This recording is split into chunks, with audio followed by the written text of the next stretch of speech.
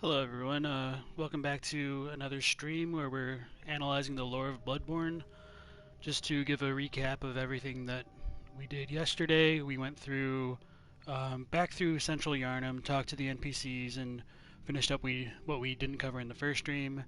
And then we proceeded through the beginning section of Cathedral Ward, talked to Alfred, and then we did everything to do in Old Yarnum, killed the blood-starved beast, examined the architecture, the descriptions of the items that we got there, all the notes that we could find. And then we came and died to a snatcher who transported us to what appears to be a jail cell in Yahar'gul, the unseen village. Now, I mentioned this when we were talking about the lore note within the Erden Chapel about how the Bergenworth spider hides all manner of rituals.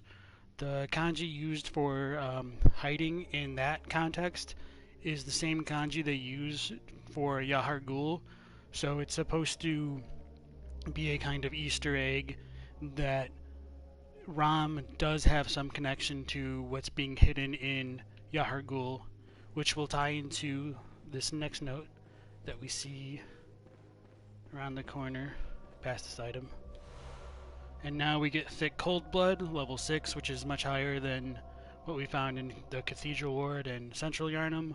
Of course, this could just be a gameplay mechanic and keeping progressively stronger Cold Blood as we go along to keep the scaling in line with what the player experiences.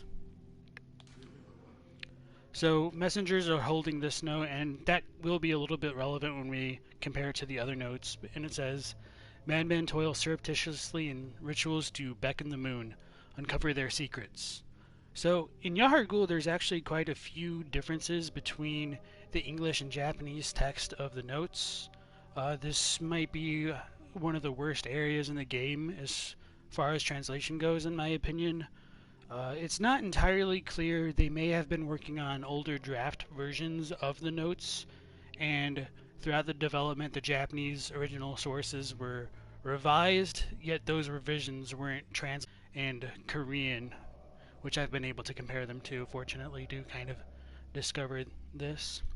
So rather than saying that the madmen toil surreptitiously in rituals to beckon the moon, there's a line that wasn't translated along with that that says that those rituals are being hidden, and rather than uncovering their secrets, we need to uncover the ritual that's being hidden.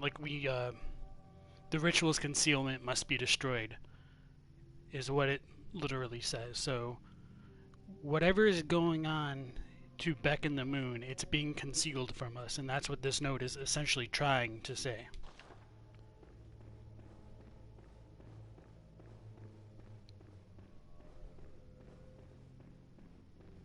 Oh, merciful God, help me. In the name of the healing church, cleanse us of this horrible dream.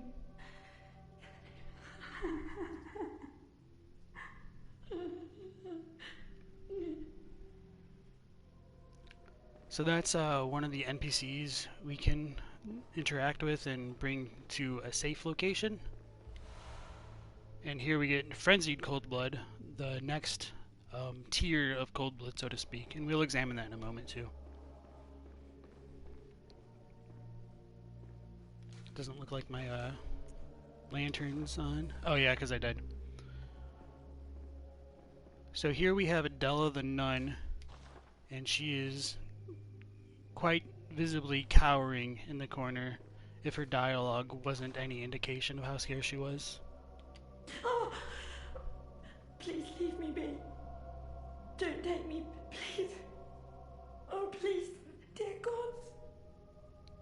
So she's obviously distraught, and she doesn't trust the hunter because we're not affiliated with the healing church. We just seem like another random brute to her, despite her being snatched by one of the kidnappers, which will become more apparent once we change into attire that identifies us as belonging or being affiliated with the healing church. So Gascoigne's garb, it has the holy shawl, which will allow her to recognize that we are affiliated with the church, even if it's just a ruse. Oh, garb, the healing church. You've come to save me. Oh, thank you, dear saint. I have no words to express my relief. You can take this, at least. So I kind of like trying to picture what this would literally be. Is she literally handing us a skull, and we're just supposed to know what that means? Hey, Wenders, thanks for dropping in again. So just like, it seems almost comical that you have this woman cowering in a corner and she's clutching onto a skull. Like, I don't know, it's just something that Sure to please an upstanding member of the church like you. interests me. Oh, thank you so much, dear gods. And to think, like, the members of the Healing Church should just be fond of random people's skulls is also very funny. One note that I'd like to make about like her dialogue, and she implores the gods for help. In Japanese, it's very often ambiguous as to whether or not something is singular or plural. So she could be beseeching the aid of a singular god or multiple gods, and it's unclear. In terms of translation, it's typically easier or less messy to go with plural at times, or trying to rely on context and figure out if something is singular or plural, and that can lead to some issues because in English we have to distinguish whether something is singular or plural, so it can unfortunately create scenarios where we're locked into a false interpretation within English, whereas the Japanese is ambiguous, and that's something that they'll use as a literary technique to kind of string people along. They'll keep things ambiguous, and it'll become clearer as to us later on. That being said, I don't necessarily know if we really get examples, like true examples, if there's multiple gods or a singular god she's praying to in the for the deity of the Healing Church. We could assume that she's referring to the Great Ones, although it's really up in the air. And Wender says, when she says, "Dear gods," do you think she's referring to Great Ones or just as a way to speak? Yeah, that's a good question. I'm not sure. I don't know if the characters in this game really have a separate idea between gods and Great Ones. However, it is worth mentioning, I believe it's on like the Great One's wisdom description, that Great Ones are described as either like being gods or godlike, and so I would take that as to be like context that Great Ones can be considered gods, but if they have any more like distinctions beyond that, it's unclear. Great Ones are definitely above humans in terms of like the cosmic power scale, so it's interesting to think about. Thank you so much.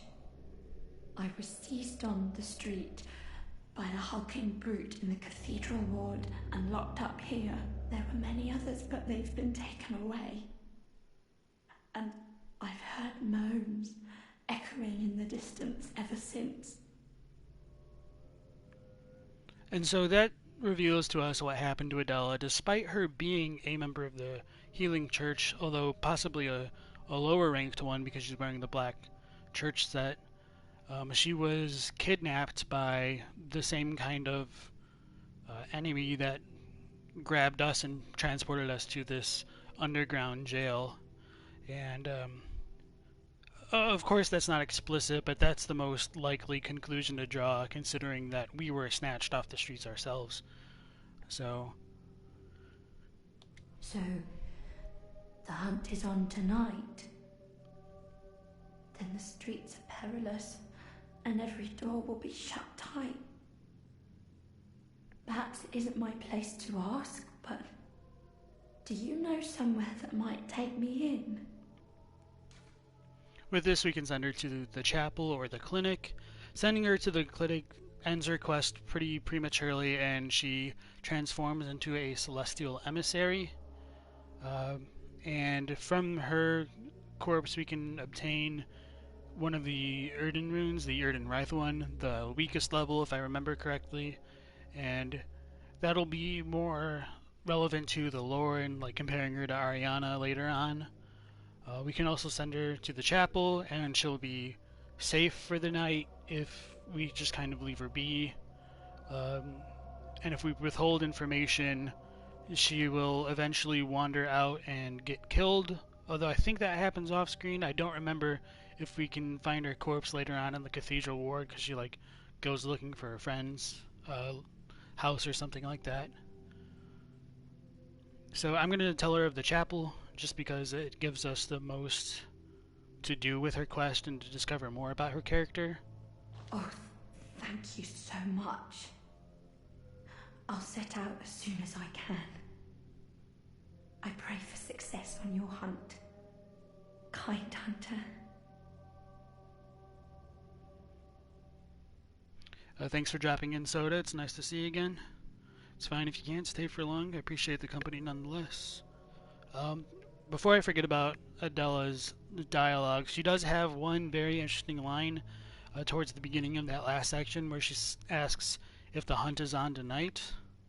In some supplementary materials, like on the Bloodborne official page, there is a claim that the night of the hunt occurs every night, and I don't necessarily believe that would be accurate because of this dialogue from Adela when she's asking if the hunt is on tonight.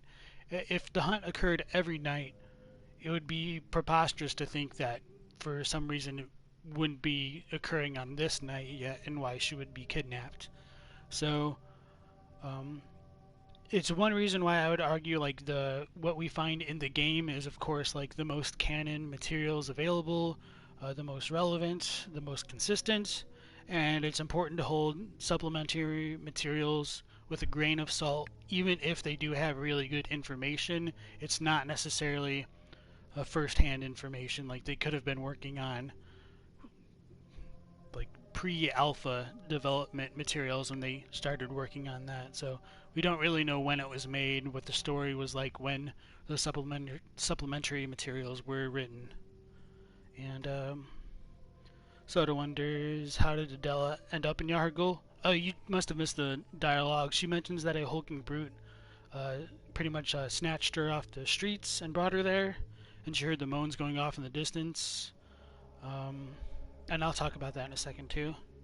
Wenders says if she interacted with after the blood moon, provided nothing happened with Ariana before the blood moon. Yeah, that's true.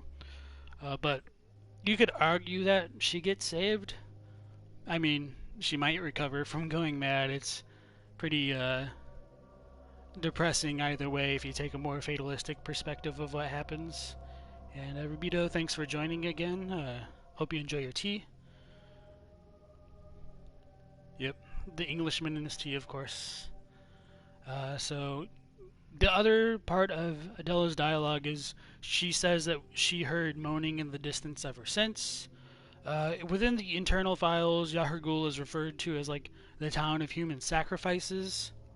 So she's not the only one who's been kidnapped. It seems like the kidnappers have been working around the clock to abduct Yarnamites and bring them to Yahar'gul. For what purpose, we don't necessarily know yet, or even really at all. Like, knowing everything about the lore, this area is still very shrouded in mysteries and secrets. We can make some educated guesses, but it's mostly headcanon and like best fit world descriptions as to what occurs in Yahar'gul. And that should be the rest of it. I'll set out as soon as I can. I pray for success on your hunt, kind hunter. I do like that she refers to the player as a kind hunter. I think in Japanese they just use like the sama suffix to denote like she places the hunter in very high esteem as like a kind of savior or guardian like figure. So I think like saying kind hunter is, of course it's not going to carry the same nuance, but like it does kind of get at the same feeling that we would use as like natural dialogue in English. I'll say I pray kind hunter. And we did get that frenzied cold blood. I did remember the item that I was forgetting to double check the description of last stream. It was the beast blood pellet that we picked up in Old Yarnum, where that one scourge beast drops down. It says it's a large medicinal pellet, supposedly formed of coagulated beast blood, banned by the Healing Church due to their unclear origin, grants a spurt of beasthood. Ripping apart the flesh of one's enemies and being rained upon by their splattering blood invigorates one's sense of beasthood, feeding strength and euphoric feeling alike. I believe the bottom paragraph there ties into what was described earlier in the threaded cane's description.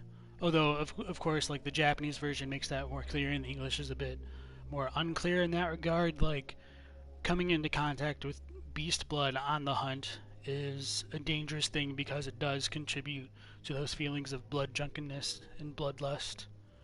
I think for the Japanese of this item, it's pretty well similar, and it keeps that kind of unclear language towards the beginning. Like one thing that FromSoft often does, infuriatingly at times, is they'll use hypothetical, suppositional text to kind of distance whether or not something is accurate. Like as far as like an objective viewpoint, like the limited omniscient godlike viewpoint that we get from these descriptions, which you wouldn't be able to understand like if you literally just picked up a beast blood pellet. Like in real life you wouldn't necessarily know all the information that like the descriptions give, so they'll often use the kind of language to separate that limited omniscient viewpoint from hearsay and things like the characters in the world might believe about these things. So it is unclear whether or not the beast blood pellets are made out of coagulated, which is like clotted or solid beast blood. It's a very good possibility. It's just something to keep in mind. I saw a pretty interesting idea on one of the Reddit threads that beast blood pellets could be kind of like owl pellets, something that beasts will regurgitate, or it could very well be beast feces. Very pleasant to think about ingesting, I'm sure. And for the cold blood, just to get the visual progression again, that's the dew, here's thick cold blood, and frenzied cold blood. It appears to be like bubbling a bit more. And it says it's a rich droplet of cold blood containing blood echoes, used to gain frenzied blood echoes. This manifestation of madness comes from a mind teetering on the very brink. But has a sane mind ever produced anything of true significance?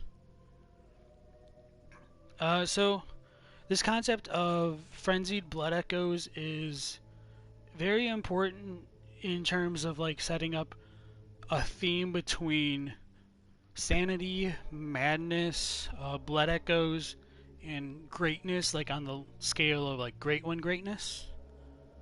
And let me just double check one of the descriptions.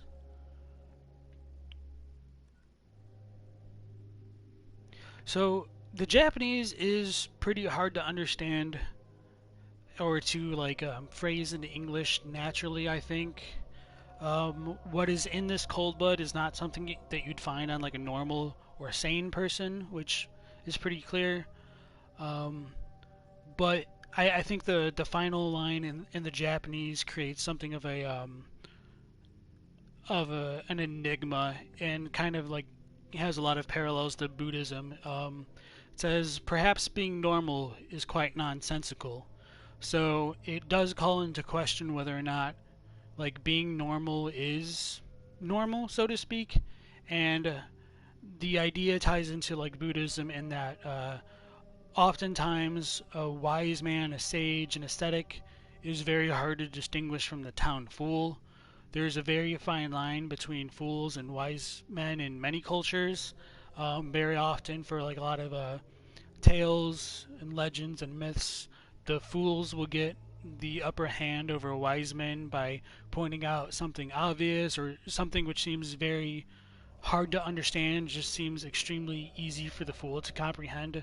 And this will become relevant, I think, when we compare it to the idea of great ones having an intelligence that's way beyond that of man's. So sorry for skipping out on chat for a bit. Adela seems to have been trapped in Yahar'gul for some time at least for this night of the hunt. Um, we're eating shit. Maybe. I mean, that's just conjecture. Funny to think about, also terrible to think about. It seems the blood echoes one has will eventually become cold blood, which leads into insanity. Yeah, one way that I would describe like blood echoes or as like the dying wills of blood is that they're like part of the vital force within Bloodborne. Like they're essentially the essence of life that's concentrated within each of us. When we consider like Dark Souls is all about souls, and we use souls as the currency to power up and things like that. In Bloodborne, we use blood echoes, and those are like they serve the exact same role, and they're very similar. So it could just be a very similar concept called by a different name, or it just functions slightly differently mechanically, even though like blood and the dark soul are entwined into some of the what we can find in like Dark Souls 3 with Gale and all that kind of thing. Same concept, maybe just slightly different execution is what I might argue. Your face when the beast blood pellets are melana. I don't know if is that French? Wonders, or just a word I don't know. Oh, and then I did forget to read the shield yesterday because I got killed like a scrub. Um, the wooden shield is a crude wooden shield used by the masses who have arisen to join the hunt. Hunters do not normally employ shields, ineffectual against the strength of beasts, as they tend to be. Shields are nice, but not if they engender passivity. I really love that last line.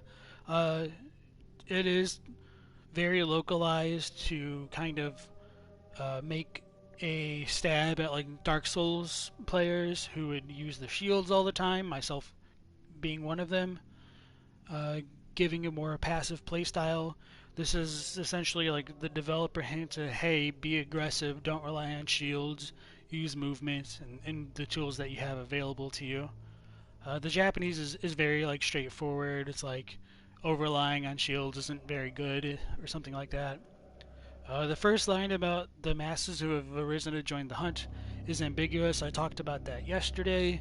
It could imply that they've risen against beast hunting, but like through like the influence of the moon presence and transforming themselves, they've kind of lost that humanity to keep them grounded in what they were originally doing. Melena or melena refers to dark black, tarry feces that are associated with upper gastrointestinal bleeding. The black color and characteristic strong odor are caused by hemoglobin in the blood altered by digestive enzyme bacteria, from Wikipedia. So, thank you for that information. Goodbye, Soda. Thanks for stopping by if you're still here to hear this. And I think that's it for right now. We can progress a bit further.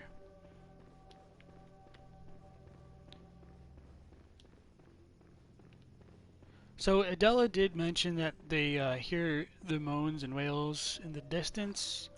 We don't really get that in here, like that ambient music.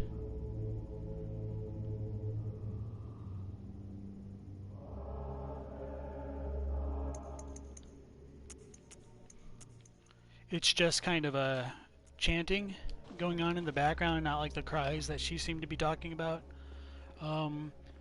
We can consider this to be somewhat diegetic music, or what's in like what the player can hear, because it does fade away once the moon gets revealed and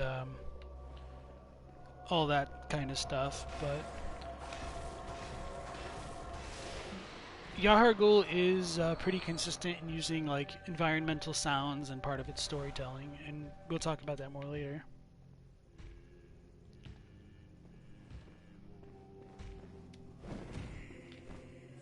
Oh shit.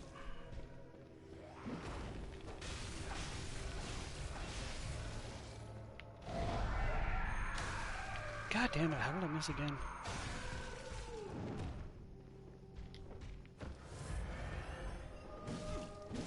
that's exactly the same way how he killed me the first time. That's funny. So, killing that Wandering Madness gave us our first set of Twin Bloodstone shards. I'll examine those once we get up the steps and activate the little lantern up there.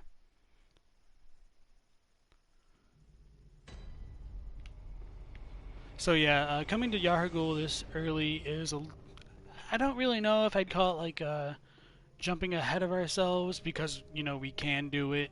It's just an area that has much stronger enemies than like just going up to Erden Chapel and dealing with what was over there. And this guy has my 0 blood echoes.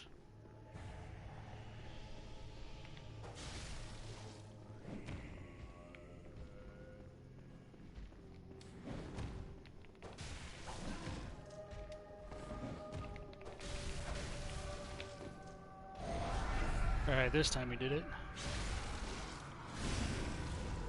Oh god. Aggroed the other one.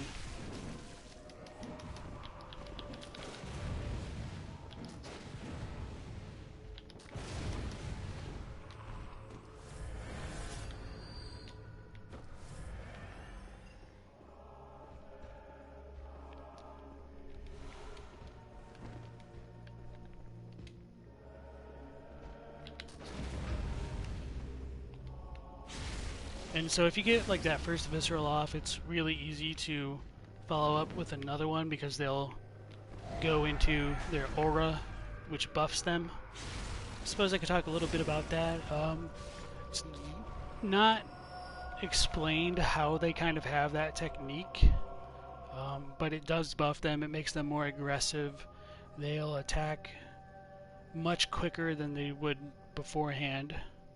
So coming up here, we get some environmental clues as to what the School of Mensis may begin to revere as opposed to the normal healing church. We'll see like statues of Amygdala within the Grand Cathedral itself, but within Yahar'gul and the chapel here, they are given like the most prominent position and should be a little bit of an insight as to what is going on here.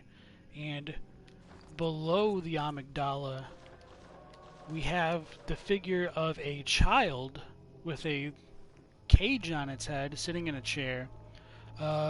This chair, I believe, would be like a representation of the dream and sleeping, although it's much harder to pick up on because unfortunately we don't have the warp chairs in the retail version of the game to take us back into the hunter's dream. Do I think the bluish skin and them being within the Chalice dungeons is telling anything? It is possible that the Snatchers are Thumerian. Later on, we do see Bell Maidens, who are also described as being Thumerian, working in Yahar'gul and reanimating Yarnamites and things like that. But there is also like some descriptions that say the School of Mensis employs hunters in name only who are kidnappers, and it could be referring to like these enemies with their pale skin, or it could be like referring to the NPC like hunters, like the human hunters that we encounter later on who are wearing the Yahar'gul sets. It's a little bit unclear. And then this note is not held up by messengers. And it does tell us that nightmare rituals crave a newborn, find one, and silence a harrowing cry. This will tie into that item we get over there. I think this note is very hard to understand if you take it literally. It takes a lot of interpretation to piece together that the newborn it's supposed to be talking about is Murgo, and that Murgo's cries are part of the rituals going on. The Japanese note for this, when more like literally read, is something like, "The nightmare ritual is with the infant. Find the infant. Please stop its crying voice." And this idea of the crying voice will be brought up again very shortly. So it's a nightmare infant. It's not just any random newborn. It's a specific baby, in my opinion. And it should be much clearer with context later. So it's a little bit unfortunate that this interpretation is what was given to us in the English version of the game.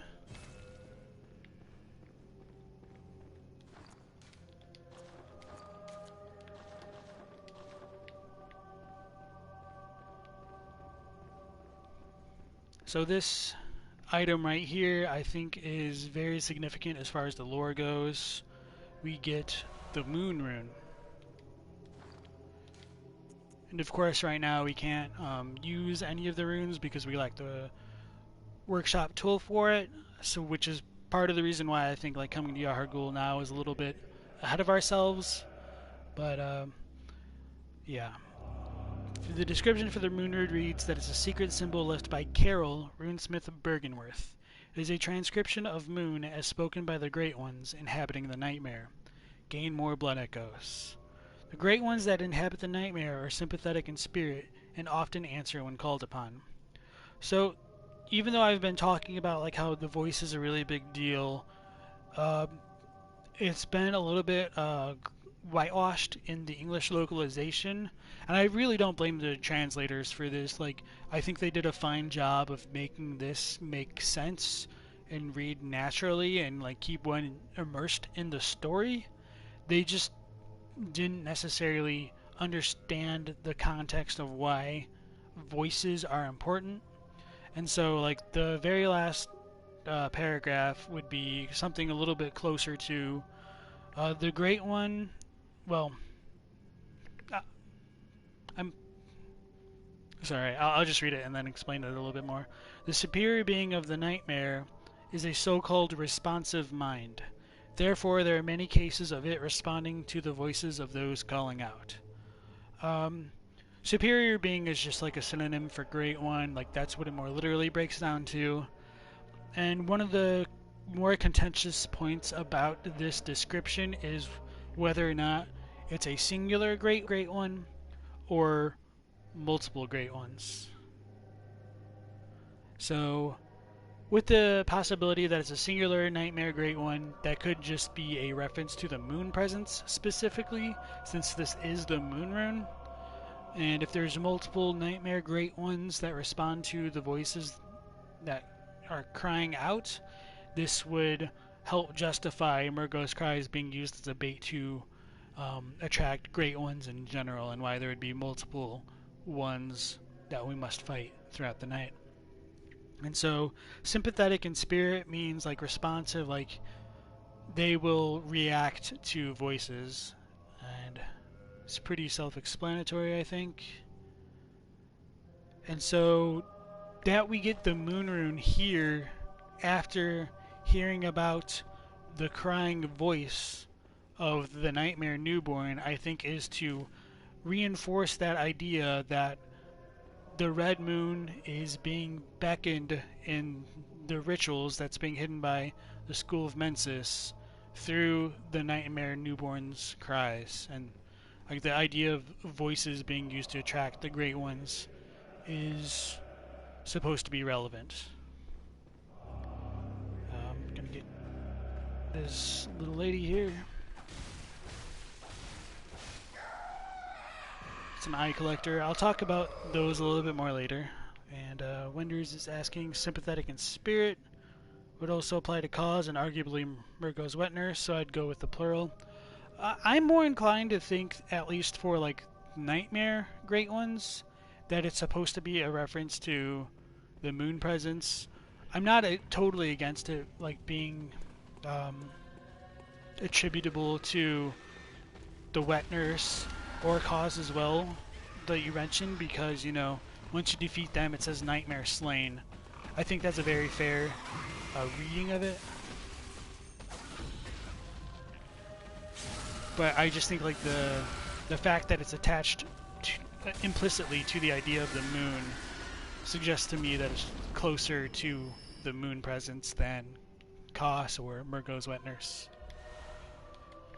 And so one of the reasons why I'm like harping on this idea of the moon presence and the moon so strongly is because of this note, which I'll come back to multiple times throughout this playthrough. Behold, a pale blood sky. When we look at the sky, sure, it's orange. Or like, what the hell does pale blood mean? And this is something that Miyazaki admitted in an interview is really hard to pick up on. So it's kind of a failure on his part in terms of storytelling. I doubt I would have ever picked it up had I not read his interview and pieced everything back together. This is like the catalyst that allowed me to get a much better understanding of the Bloodborne lore in general. When it's talking about a pale blood sky, it's supposed to be an implicit reference to the moon presence. This is supposed to have been made clear in a note in the lecture hall, which unfortunately does work on an older version of the Japanese text. So what we have in the English version of the game I don't think is representative of what Miyazaki had intended, which is truly unfortunate, and I'll talk about that in detail when we get to the lecture hall. So this pale blood sky is present right now, and we should be able to see it. That's what this note is trying to tell us, and the messengers are holding it up just to be like clear with the theme of what's going on here. So the pale blood sky is present, but we can't see it right now.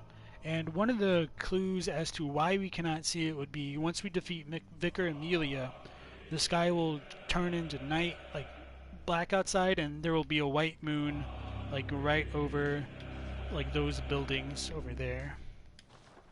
And since the sky can change, it still be referred to a pale blood sky, it's supposed to show that it's still here right now, and the note isn't wrong, and the sky like changing isn't wrong. It's our perspective of the world that's wrong and flawed. It's being hidden to us by Ram, the spider which is concealing every ritual, which ties with the first note that we found in this location.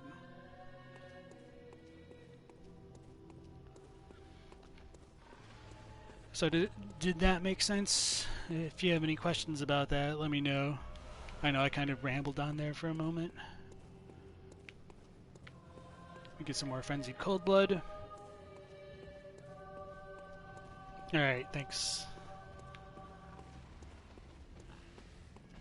And there's not too much we can do in this section of Yahar'gul right now. It becomes more relevant later. There'll be a Bell Maiden over here who can reanimate some of the Yarnamites that are nearby. This will lead into a shortcut later, and fairly annoyingly you can't pull this lever now to make the elevator come down and allow us to kind of skip some of what's to come later on in the game. Of course that wouldn't really matter for like a lore run anyway, just because we're being a lot more completionistic than is necessary. But speaking of opening shortcuts that will help us out later, you can... Oh, there's a madness, yeah. You can go through the side area right here and open... Oh, I do very little damage right now. Open the door into the chapel, and it'll allow you to kind of ignore the gank squad that'll be present inside it later on.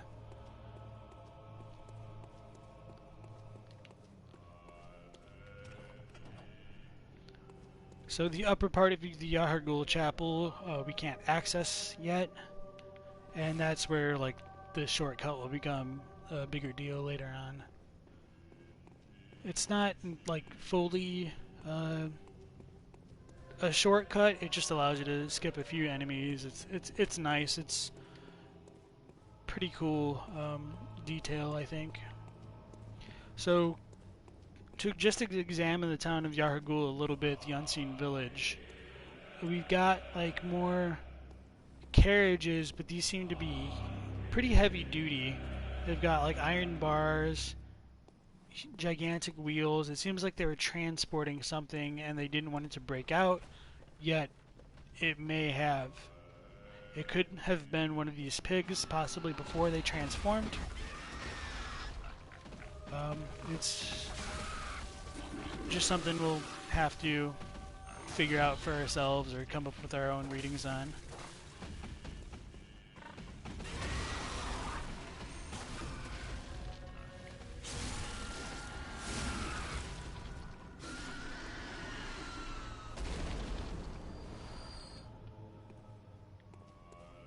So yeah, like the wheels are falling off of it, like the axle is almost broken, and even like the roof of whatever this was has been broken down.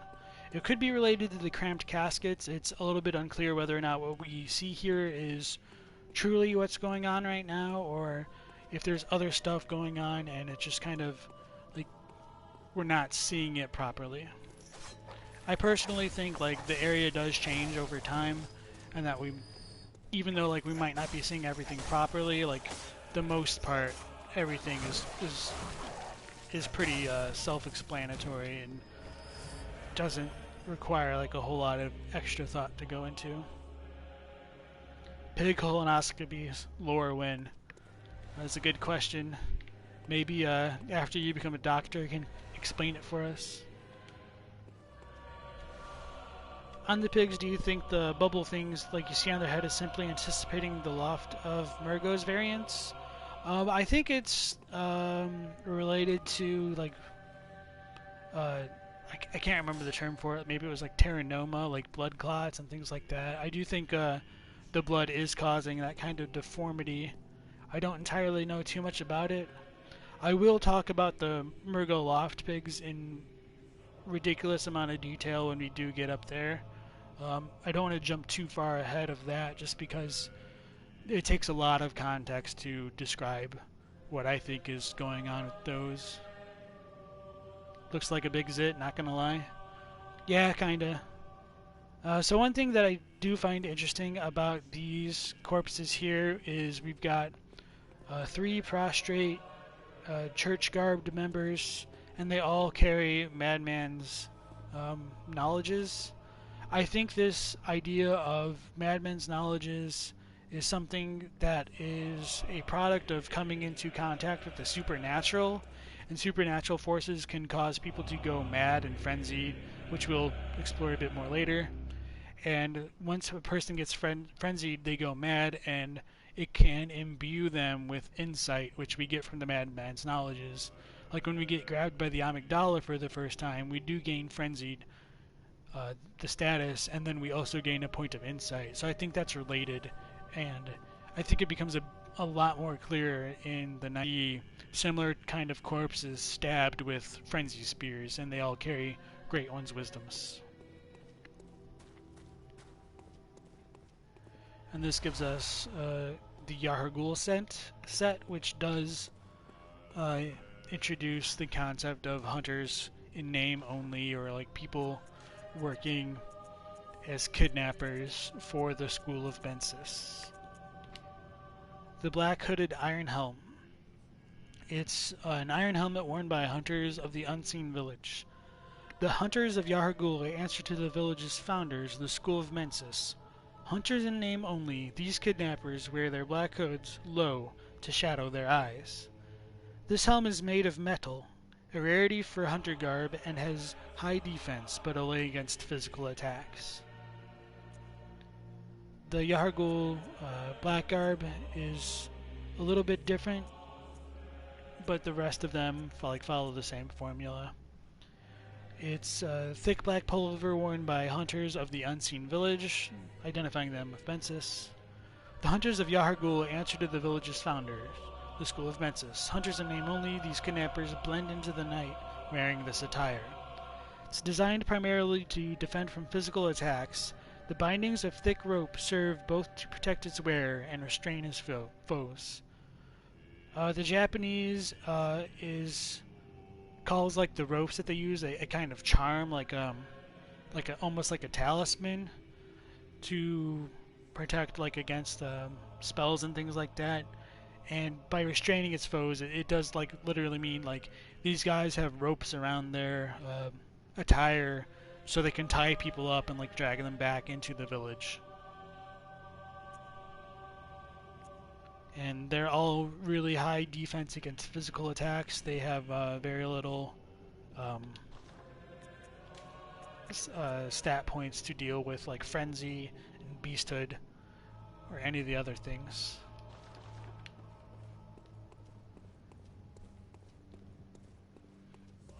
And I didn't talk about it before, but obviously like the charred hunter garb is strong against fire and things like that.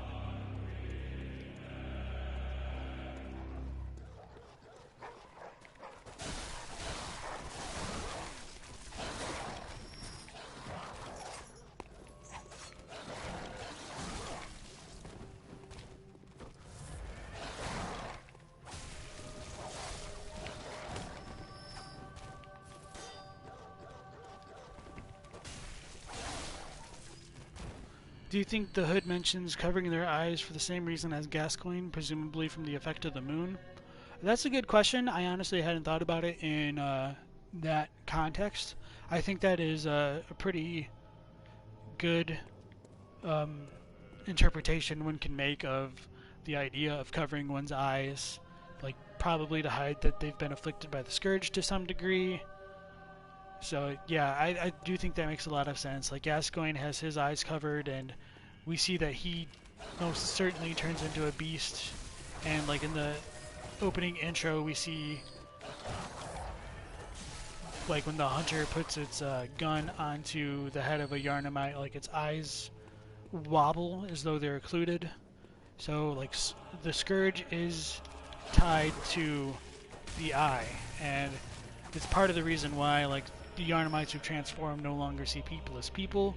They see them as beasts. Like you'll hear the Yarnamites call us beasts and things like that.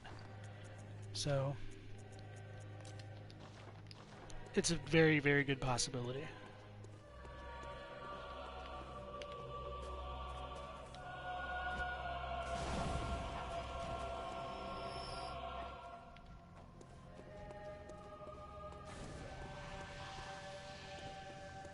Not trying to deal with multiple enemies. Is this dog not aggro? What the hell?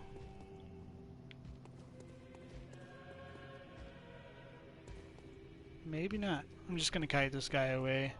Get a little bit more distance.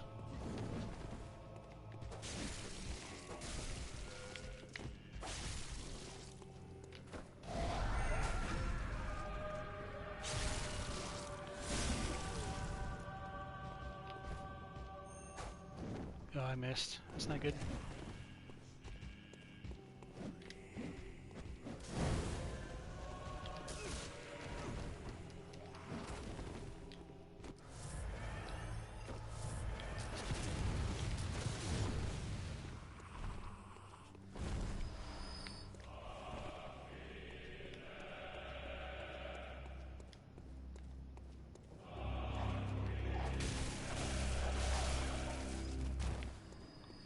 And on this corpse we get a very special item, the Tonitrus. It is a quintessential tool for arcane runs because it's one of the very few strictly arcane scaling weapons that we can get in the game.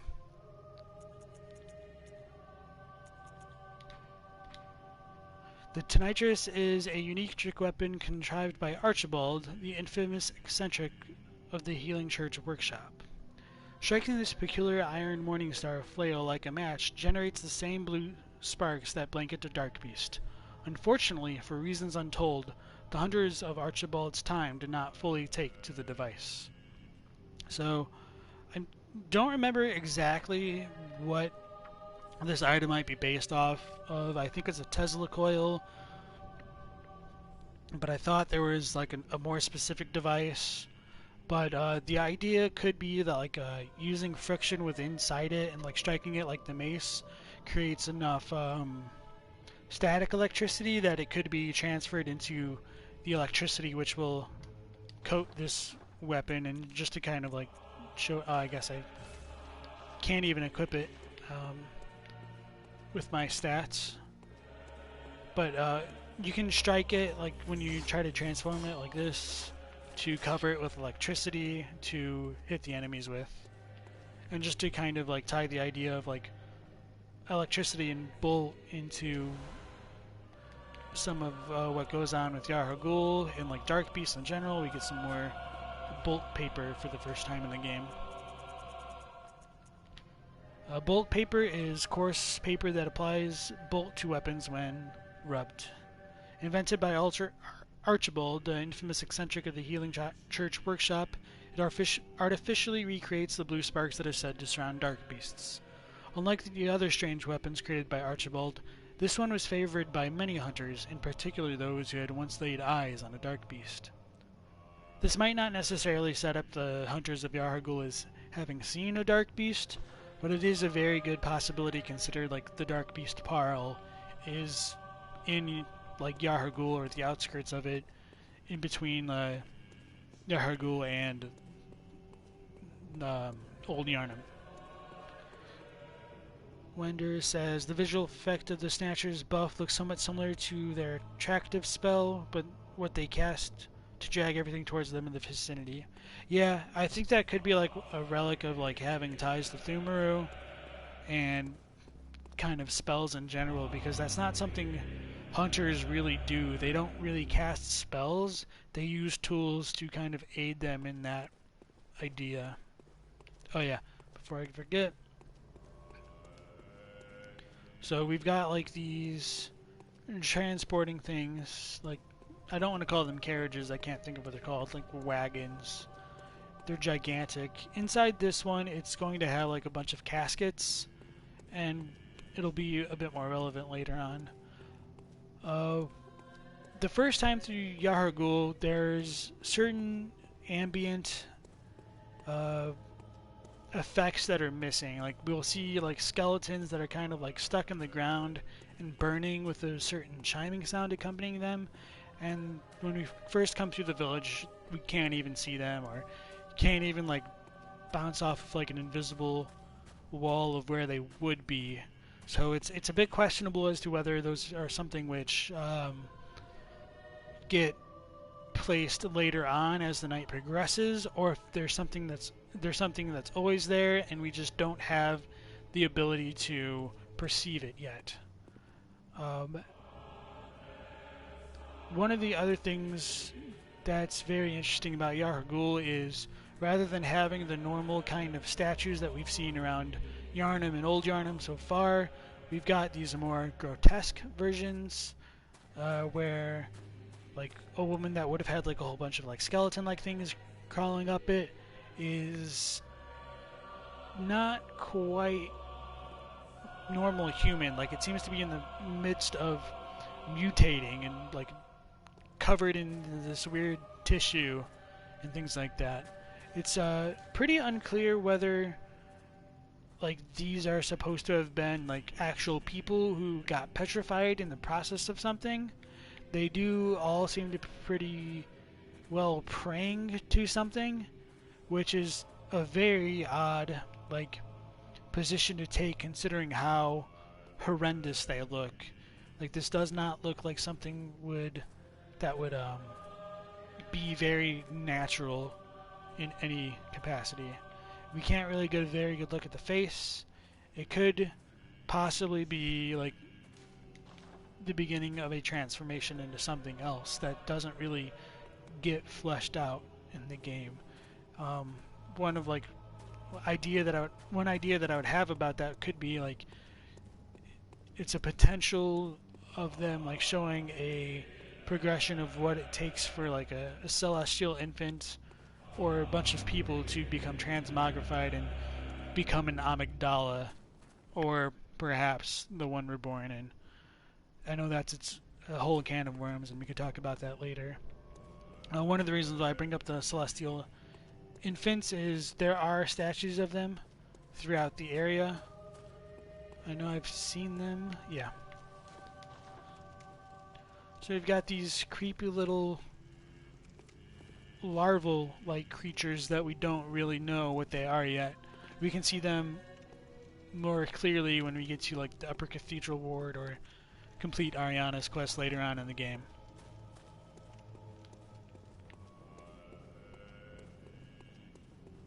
So that it will pretty much cover what we can do on the outside of Yahar'gul for this section of the game. And going back towards the side, there's going to be a dog and or like a snatcher and some dogs.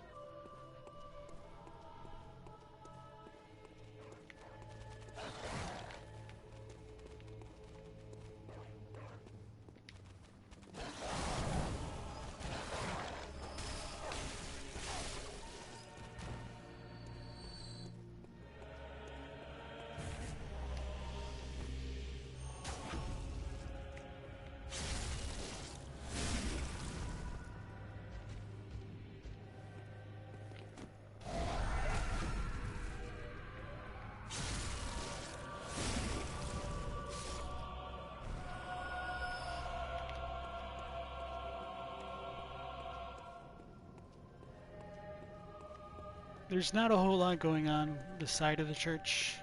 We get what looks to be like some residences on the side, which we can never really access. There's no NPCs we can talk to, so like the chanting does a good job of setting up like this eerie ambience that we have going on right now. Some more frenzied cold blood, although this person is not wearing like the church set. Opening the side door kind of helps us not get ambushed by these ladies, these eye collectors. They have like little spoon kind of things that they'll use to grab the hunter and forcibly gouge out their eyes with. Coming inside, back into the jail, like the lower levels, we just kind of like took a small detour. We see a bunch of Yarnamites lying on the ground, pretty well just accepting their fate until like we come closer, and then they're like, "Oh, what's going on?" They're not extremely aggressive. There's 2 snatchers in that room, which can be pretty hard to deal with, but this just does help lend support that the snatchers have been collecting Yarnamites along with Adela throughout the night. The most overdramatic scream in Soulsborne. I don't know. Cleric Beast does give a pretty good run for its money.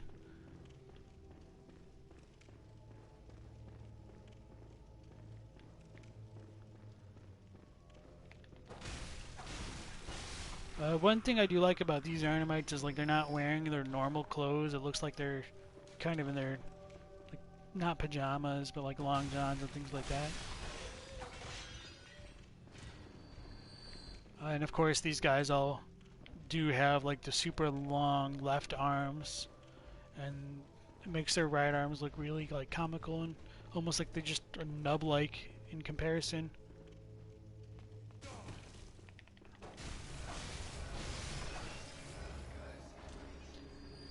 You think Adela is referring to them when talking about the distant moons? Yeah, I think it's possible. There's also the possibility, like right now, they're still trying to like create the One Reborn on one of the parts of Yahar'gul we don't have access to yet that cause like the screaming, because these guys aren't screaming, and it's something we don't really get a whole lot of detail about, unfortunately. I've aggroed both of them. I'm just gonna go back to the dream and upgrade my weapon, and maybe like get grabbed by the little ladies before trying to deal with Parl, just to kind of show off their effects.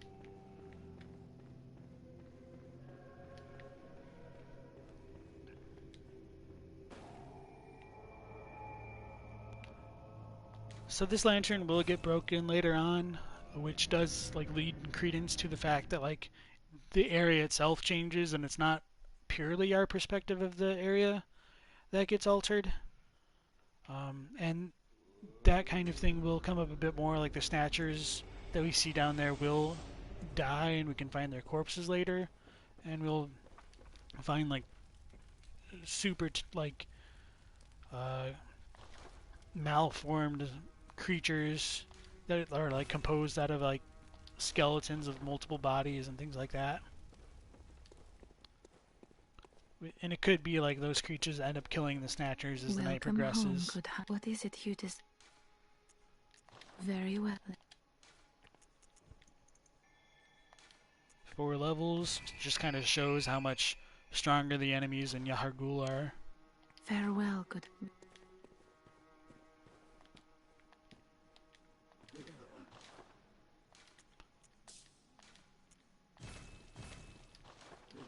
Gonna buy more blood echoes or blood vials now, just because it's something I don't normally do. Just because, like, once you get higher or further along in the game, you get.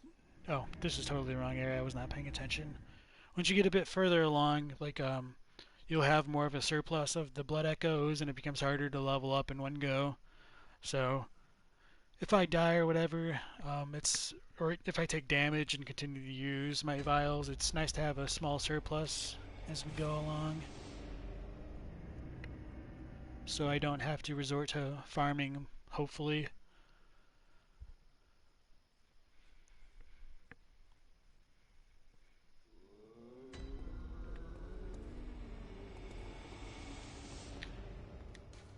So all of the tombs will say awaken above ground, which it's interesting. So it almost applies like the Hunter's Dream is below ground. No matter where you go, it says above ground. So the Hypogean jail literally just means like underground jail. Like people will often see it and think it's pronounced like Gale. It's really just archaic English.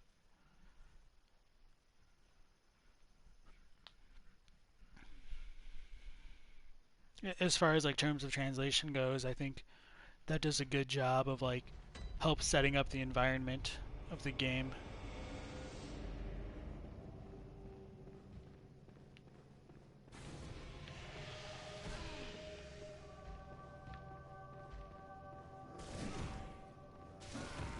Yep. Oh, hey, Meph, welcome into the stream.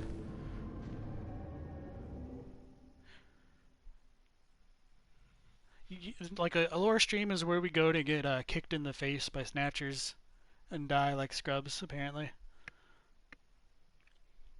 So in case the other viewers don't know, Meph has a fantastic Bloodborne wiki, which is a great resource to like figure things out about the game.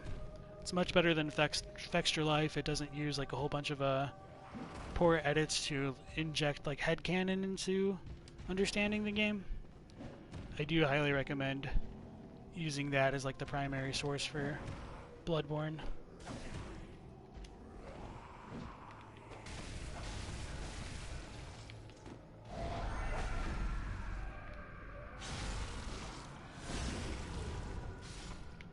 Oh yeah, now killing them much easier despite like me being a scrub player. Just upgrading the weapons really makes a huge difference in Bloodborne.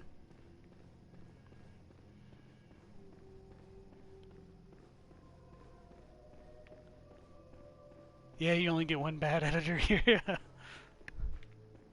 So we could see that little person scurrying by. That's one of the eye collectors I was talking about earlier. Oh, here's the grab. You kind of gouge your eyes out with an ice cream scoop. Do a whole lot of damage. I should have mashed my buttons more. Like that does help get out of the grab animations for a lot of enemies. A lot of people don't know that kind of mechanic, but it is something I wanted to show off just because it's something fairly unique in the game, and just kind of helps cement that like for some of these Yarnamites, like eyeballs and things like that are ritual, like precious ritual materials for whatever reason. And we'll show that off a bit more later.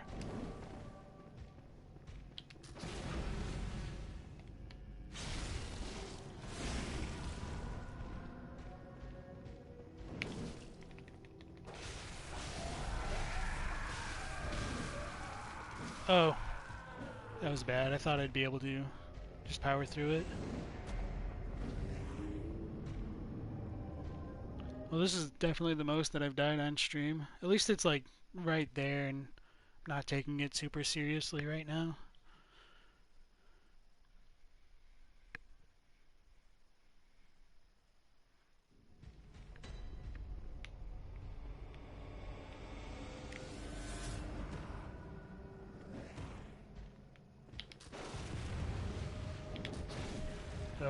came too close to me.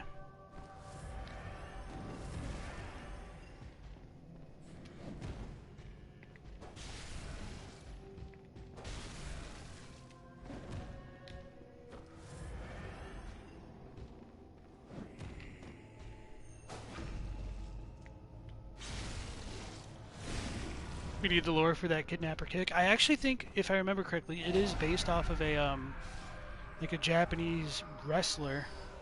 I don't remember the story behind that. There is backstory if I remember. Are you just trolling me? I think you already know it, don't you? Like it's a Japanese wrestler's like signature move.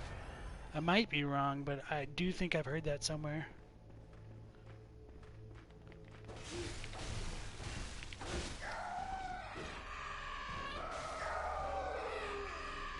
And of course, to reinforce the idea that pebbles are eyes, these eye collectors drop a ton of pebbles.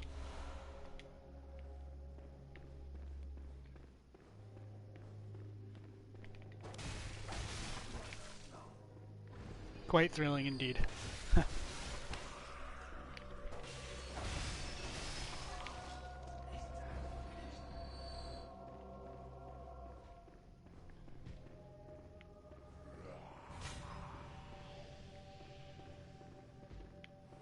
Try to kite the one kidnapper away from the other guy. Turn my lantern back on again. Oh shit. Get him away from that wall.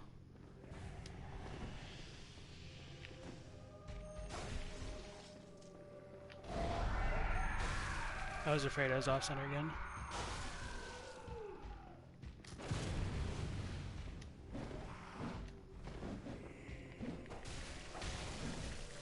Damn it.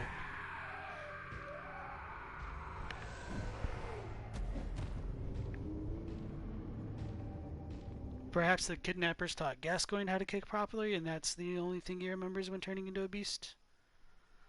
Wender's coming in with those deep lore takes.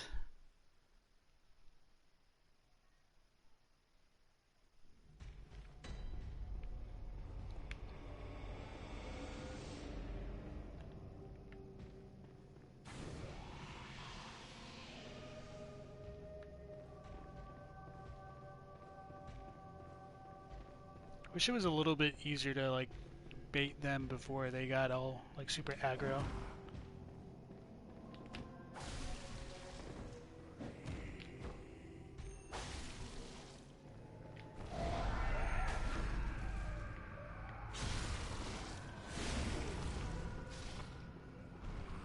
Maybe just move a little bit slow.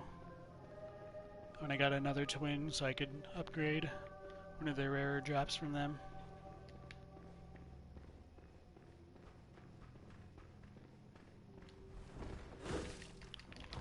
Alright, so this time I'm mashing, hopefully like I won't die.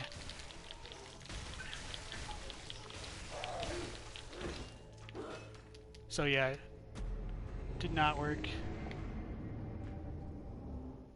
Alright, I'm just gonna run past everything just to get to Parle and change things up.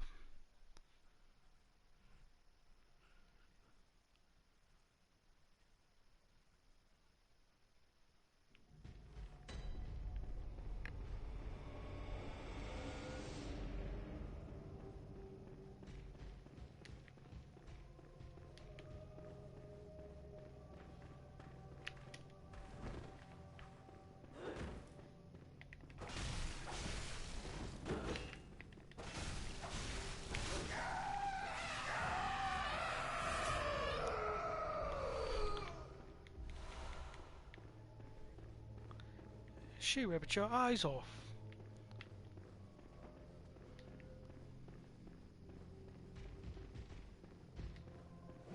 So yeah, there's like a hole in the cage over here. We'll find one of the snatchers like laying against the wall once we come back after the blood moon, and it'll be dead, possibly killed by one of those beasts. And here we have an old hunter summon, one that was like added with the DLC, Defector Antal. I'm not going to summon just because I don't really feel like it. I want to preserve my insight. It takes insight to summon the NPCs. Despite all the praise Bloodborne is getting, I still feel it's underrated. I think so too. Like it's just a little bit hard to engage with without like a whole lot of investment, unfortunately.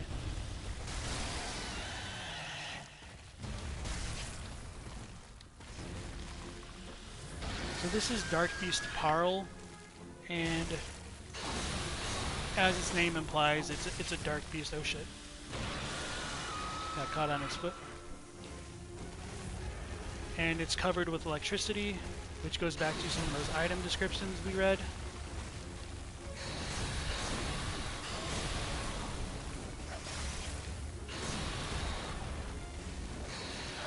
And it can use its own like inner electricity to kind of buff its attacks. It's unclear why the dark beasts have electricity. Like one thought behind that could be like with the idea behind the Tesla coil and using like friction instead of electricity, their bones can be like shifting within them to create that kind of effect that's going on.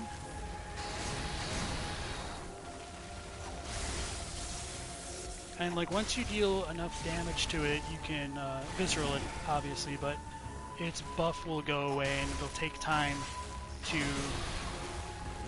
gain its electricity back.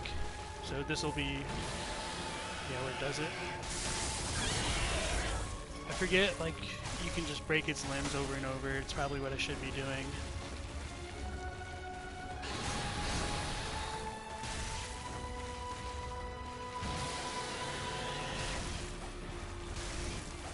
But it's a little bit annoying to lock on with like, or not lock on with the cane.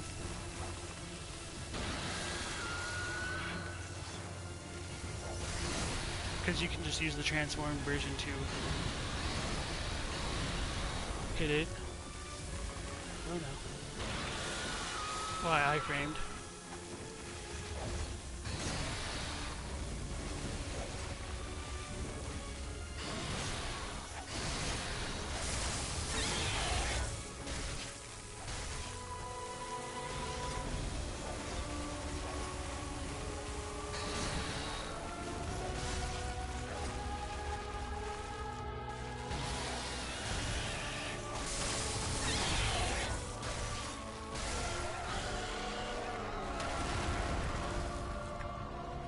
That wasn't too bad.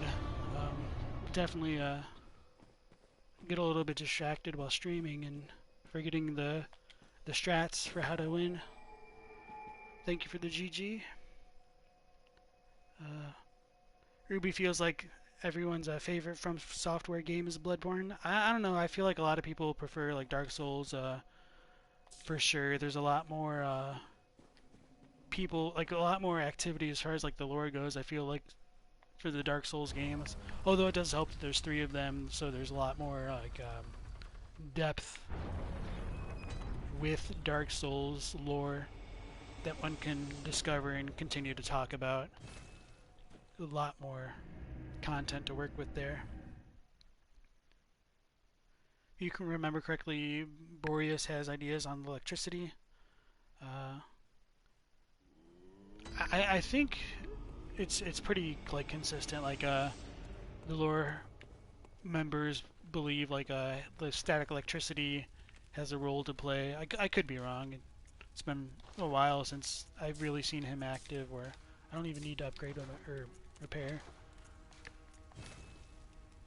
So it should be good. I don't remember if we got any more gems. Doesn't hurt to check. Yeah, I didn't think so.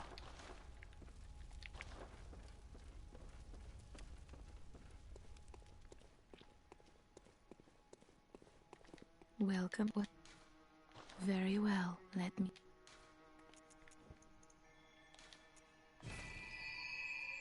Just keep pumping into skill. Like Farewell, good hunter.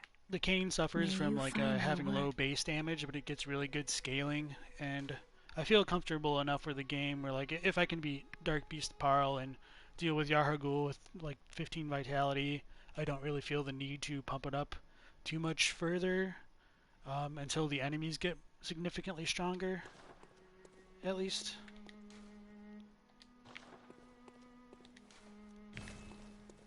So even though Yahar'gul's tombstone is over there, like where we just were was closer to Old Yarnum, and the graveyard of the Dark Beast will lead us into Old Yarnum, so we're just going to go back over there.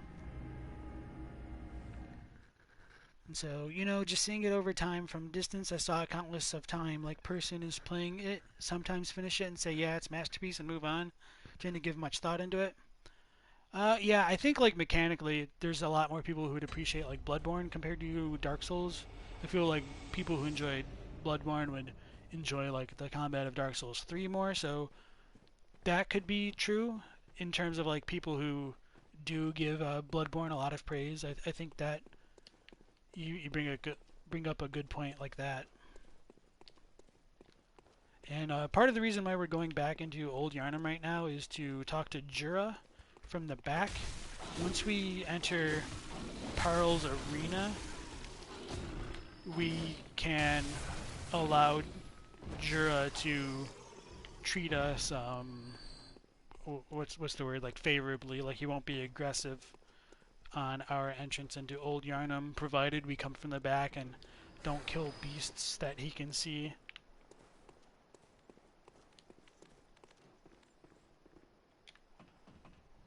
On Defector Antel, do we think that he's a guy who retired from Mensis and possibly is now against them? It's a good question. Like I said on one of the previous streams, I don't place like a whole ton of importance on like the DLC added NPCs. I think they're just kind of afterthoughts, and the ideas behind them weren't like fully fleshed out. But with him being a defector, it could just be like in his world he is like the dreaming hunter for that night, and it's his job to kind of deal with what's going on, even if like Mensis is behind it. So he might be in our position of his world and vice versa. That's how I kind of reconcile that kind of thing.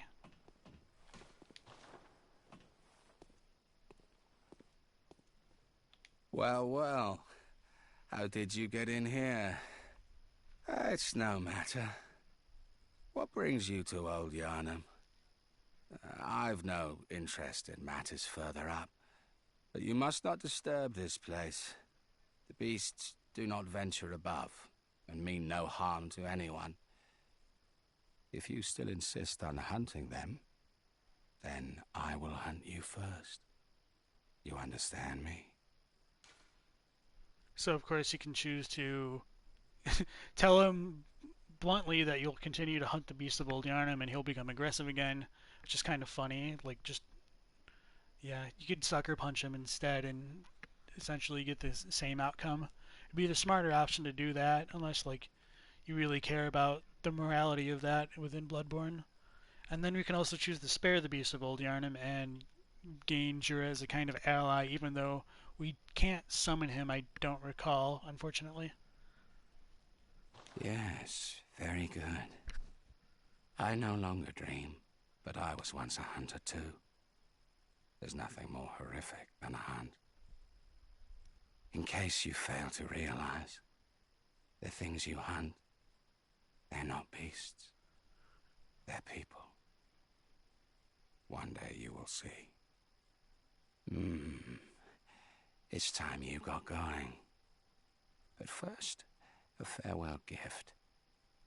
I have no use for it anyway. The Powder Keg Hunter badge. And another gesture. So, what Jira says is really impactful in terms of like the revelations it can have for the player. Like, if for some reason you aren't really paying attention to like Gascoigne transforming into a beast, you just kind of like played arcade mode and he's a boss with two phases, and you weren't really necessarily thinking about werewolves coming from man, like Jiro will reinforce the idea that beasts were people, and like, Soylent Green is people. Like, it's a terrible thing we're doing if we're going out and killing beasts because they might still be human or there might still be something human left within them. And it just kind of shows the inner conflict he may have as a hunter, especially if he was a member of or like affiliated with the powder kegs, and they all burnt down Old Yarnum, and they saw how heartless the healing church could have been in turning their backs on the people of the town. So, going back to chat, Dark Souls lore ended with the first one.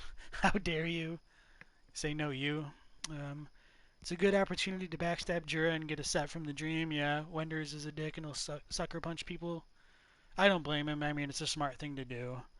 Uh, in a game, at least. Don't do that stuff in real life. Meph says that it's Priscilla's kind inhabitants nonsense again. No harm. They still want to tear you limb to limb. Yeah, kinda. But I mean, Jura is sort of right to a point, though. Like the beasts, they don't attack things indiscriminately, which is very fascinating to consider. Like, we don't see scourge beasts hitting scourge beasts, or like beast patients like feasting on each other. They really only turn on the hunter, and it's a little bit hard to come up with a rationale why. Like, there's the whole scourge thing to consider, and like they project their inner beasthood onto man, and they continue to hunt, although mistakenly. It could also just be like because the hunter is a moonlit hunter, like our scent attracts them, and they're attracted to the blood echoes we possess, and that rush of life they get from the blood, and we could be like a symbol of that, and they can probably smell it from a mile away. So it's like the whole like zombies and being lured to brains, essentially. What is it? Surely I need not repeat myself. Go, I say. You have the whole night to dream. Make the best of it. And I did forget to bring up that like Jura reveals that he was once a dreaming hunter, and this final line right here, it's like you have the whole night to dream, is the real like revelation of how the mechanics of like the dreaming hunter works. It only seems to work for one night. Once our night of the hunt is over, we will no longer be like imbued with the supernatural strength and mastery over death. That's only like one night we're able to do it, and that's why Jura no longer dreams. Like he was in our position, yet he still continues to have like a kind of role within Old Yarnum. This pretty much completes his quest line. Like we can kill him now. It's a dick move, but it's the only way to get like part of his set. I might like fight him just to show off a little bit more of his dialogue. I might die just to kind of get that across, although it'll be a pain, and I don't really want to take the time to do it. Um, Rubito says it's a one-night stand, so to speak. Yeah. And Meph says it'd be great if we wear the Beast Embrace rune. Beast-type enemies wouldn't attack you, and Milkweed rune for kin. Broken but cool. Yeah, I wish there were like a little bit more like mechanical like Easter eggs that they were able to include with the game. I just attributed that to them like not having enough time. Like one thing that I really really wished that they were able to incorporate into the game would be like if you wore the Mensis cage on like a new game plus and then went to Yahar'gul, you could see it as like normal, or like wearing the Mensis cage before the red moon gets revealed, like you can make it so that you could perceive everything and like kind of sequence break and do completely different things in New Game Plus. But I suppose that's like a bit of a wistful dream. Can't really do anything about it now, but it's definitely fun to think about. What is it? Go. You have. So he also gave us that powder keg badge, and Parl gave us the Spark Hunter badge. And I should have went to the bath and shown like what the Spark Hunter badge gave, and the other one did too. So that's a bit my fault, but it'll be okay. Spark Hunter badge says it's a badge crafted in secret by Archibald, the infamous eccentric of the Healing Church, for his friends. Archibald was fascinated by the blue sparks that emanate from the hides of dark beasts, and dedicated his life to its artificial reproduction in a style of inquiry that, incidentally, closely followed the methodology of Bergenworth. Unfortunately, we don't really know too much about the methodology of Bergenworth and like how that influenced Archibald's methods of research. I assume like that means like he took like practical approaches to it, but possibly like experimenting on people. We have no indication of that whatsoever. It's just something that Bergenworth kind of did, which might like lend into that kind of reading. Um, I wouldn't really read into it too deeply. It's just like one of the things we have to take for granted, though. And the powder keg badge. It's a badge crafted by the powder kegs, the heretics of the workshop.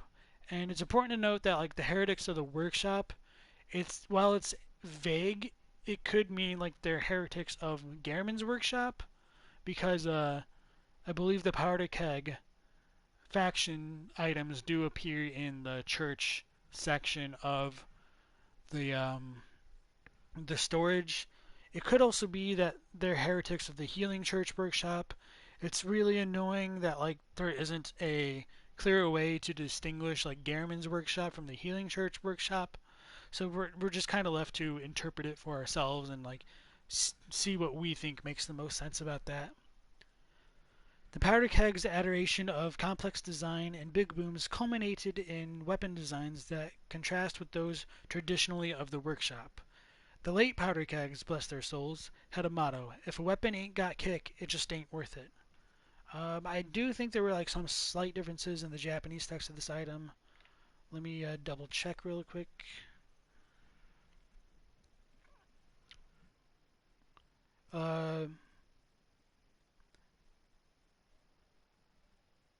So yeah, it's really just like flavor. The final line is like it's unimaginable that boring things left as they are will become good weapons. So I do like how they localized if a weapon ain't got kick, it ain't worth it. Like it's punchy. It like kind of gets that feeling go. It feels flashy, and it really kind of lends to the idea of like powder kegs being about explosives and in modifying weapons to be more explosive as well. Mm. You think that Bloodborne needed at least one more DLC patch? Maybe. I just think like Bloodborne needed a little bit more time for development, especially like if they wanted to tie the idea of like the research hall into like the base game.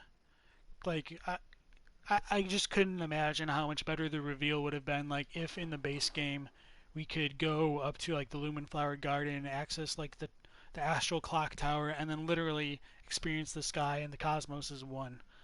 That would have been like top tier for me. But yeah, it's just a little bit of a shame we didn't get that. I don't necessarily think like it needs another DLC, but I know what you mean though. Yeah, let's just go ahead and kill Jura.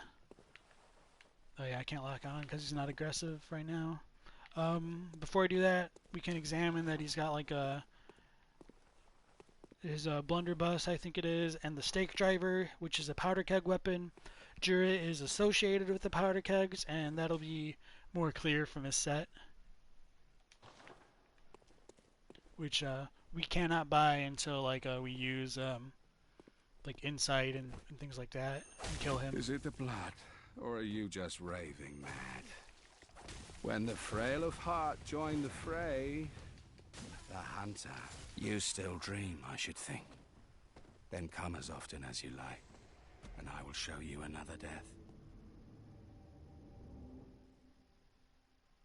Did he finish that line? I thought like after the game got patched, he couldn't finish it. Oh no, it's because they are different lines. So yeah, one of the funnier things about Jura's dialogue is like if he shoots you with the Gatling gun from afar and all that. In the earlier versions of the game, he was able to say a quote that talks about like the dream, and like he tells us to think about the hunt while we're like essentially while we're dead and in the dream, and like to give some thought and purpose to the dream and the hunt. But once the game got patched, the death screens were able to load faster, so it kind of became cut content. it's unclear if that was like intentional that it became cut. I kind of doubt it, but like originally the load times in the game were atrocious, and so once they patched the game, it became a lot faster. And that's just kind of one aspect of Jura and his character that got cut, which is really a shame. Meth can see it as being intentional. You guess the line reinforces the idea of the dream as an definitely. Like I know what do you call it? Put forth that interpretation pretty strongly. I think it's pretty well reinforced by what we get in the game. Like Jura knows he's killing us, but somehow also knows like we're gonna come back, even if like we waken anew. I don't think he realizes like what do you want to call it? Like I don't think he really sees us like popping up out of this ladder.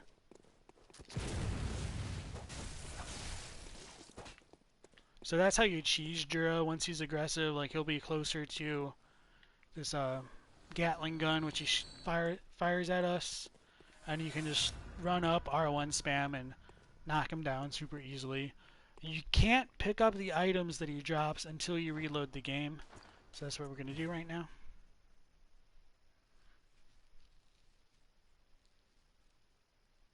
Oh, I'm sorry, you can't see it as being intentional.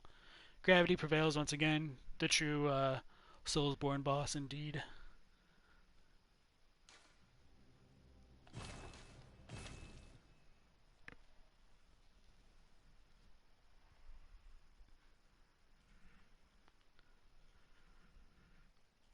So yeah, like with Jura as a previous hunter and his knowledge of the dream, it does call into question like one of Gehrman's final lines telling us that we will forget the dream once like we're done with it.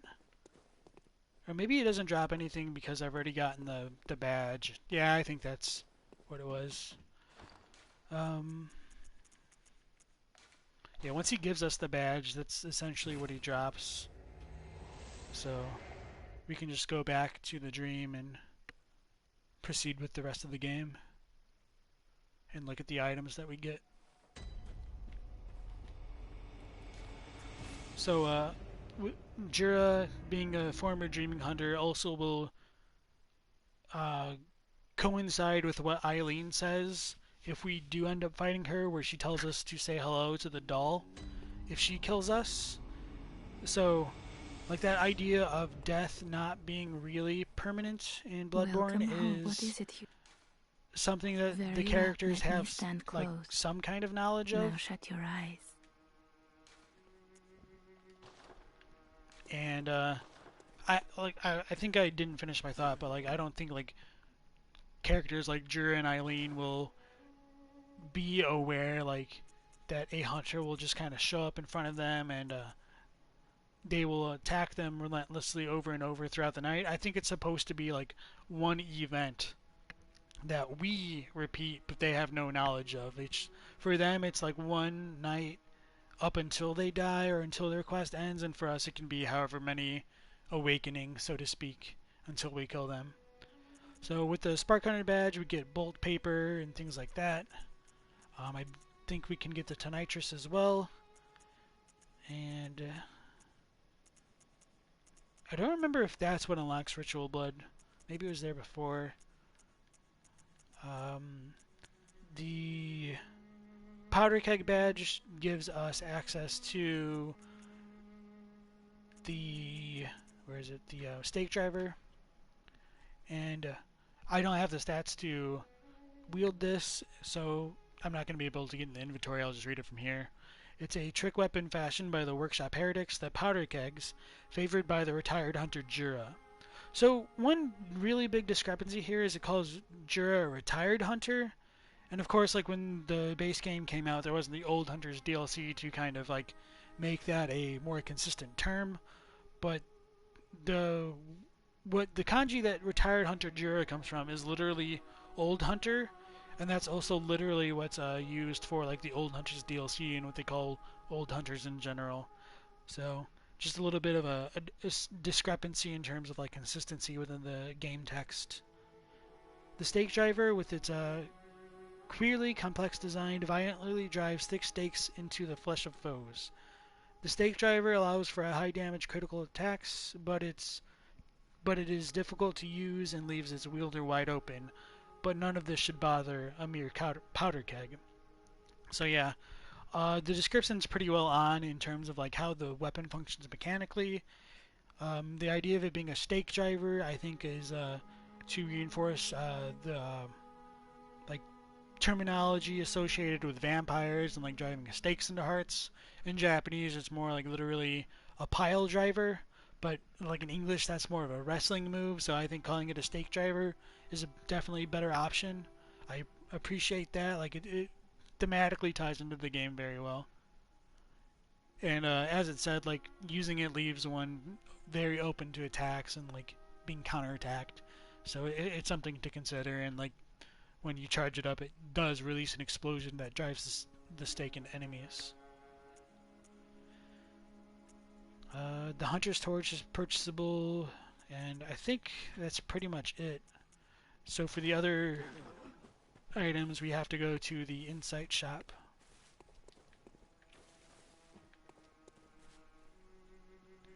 And reading chat again. Rubito figures it was Eileen and Jura scribbled down the Hunter's Mark to try and keep the memory in their minds. Possibly. It is interesting, like, how that kind of works. Like, Eileen does know that the Bold Hunter's Mark will be useful to us. Probably wouldn't be of any more use to her. So it's interesting that she'd carry it around. It might help for her to have the marks to remember the dream and stuff like that. It's unclear if we do get amnesia after the dream as well, but certainly like taking the blood and going on our journey does give us amnesia, so I don't think that's a very large stretch to make. I can see where the sense in that lies. Meph says he was supposed to be summonable. I think it would be cool, but probably wouldn't make sense. It'd be cool if like we could summon Jura for like healing church enemies, like Vicar Amelia maybe. Like I could see him like having a grudge. Or like if we could summon him even for like Mikolash, like towards the end of the game. That could be pretty cool. But yeah, I do also see like how it wouldn't make much sense for him as a compatriot, considering he's opposed to the hunt. Rubito can imagine it being like when you wake up from a dream in real life, it fades quickly, and the details become sketchier over time. Yeah, I agree with that completely. I mean, that's just the nature of memory in general. And now we can get a bold paper from here as well. So the Grey Wolf Cap. It's the attire of the retired Hunter Jura, of course, like Old Hunter. This worn wolf cap was his trademark. Jura is known through his contact with the powder kegs, the heretics of the workshop. He is said to have been both uncommonly kind and dreadfully foolish. Jura felt defeated by the state of Old Yarnum and renounced his hunter vows. Let me double check the Japanese for that. I think it was different.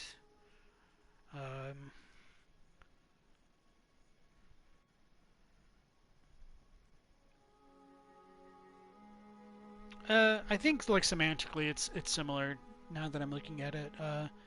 Despairing over the disaster of Old Yarnum, he quit being a hunter. Yeah, like sure he didn't necessarily renounce vows. He just kind of gave up the hunt. The one difference that I would highlight with the Japanese version would be it says Juro was extremely tender-hearted and thus a foolish man. Like it's because he was soft-hearted that he was regarded as being foolish. So like the whole idea of him being uncommonly kind and dreadfully foolish isn't necessarily mutually exclusive in English, but in Japanese it's because he's kind that he is a fool. And I think that kind of difference in semantics is pretty important to point out in terms of like, hey, we do have a description that says beasts are no longer human. Like they are beasts. Like don't be an idiot and be like sympathetic towards them because they'll attack you and eat you if they have the chance. And going to the Ashen Hunter garb, it's pretty much exactly the same as everything else in Jura's thing. It just says that it's painted with ash in a ceremony to ward off blood, which is an interesting idea that like the ash will protect them from blood. And one of the more interesting points about this set in general is it has one of the highest frenzy resistances in the game, and beasthood stat as well.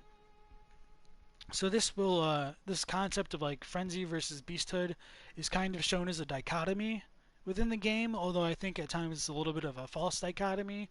There is a component where they do overlap, even though they are still somewhat conflicted with each other. They don't completely like negate each other out. There is like a middle ground between the idea of frenzy and madness and like beasthood, and like separating that from the arcane and the supernatural, so to speak. And that should be that. So now we can go back to the Cathedral Ward and ascend Odin Chapel, like Gehrman's note is telling us to do, despite our short detour.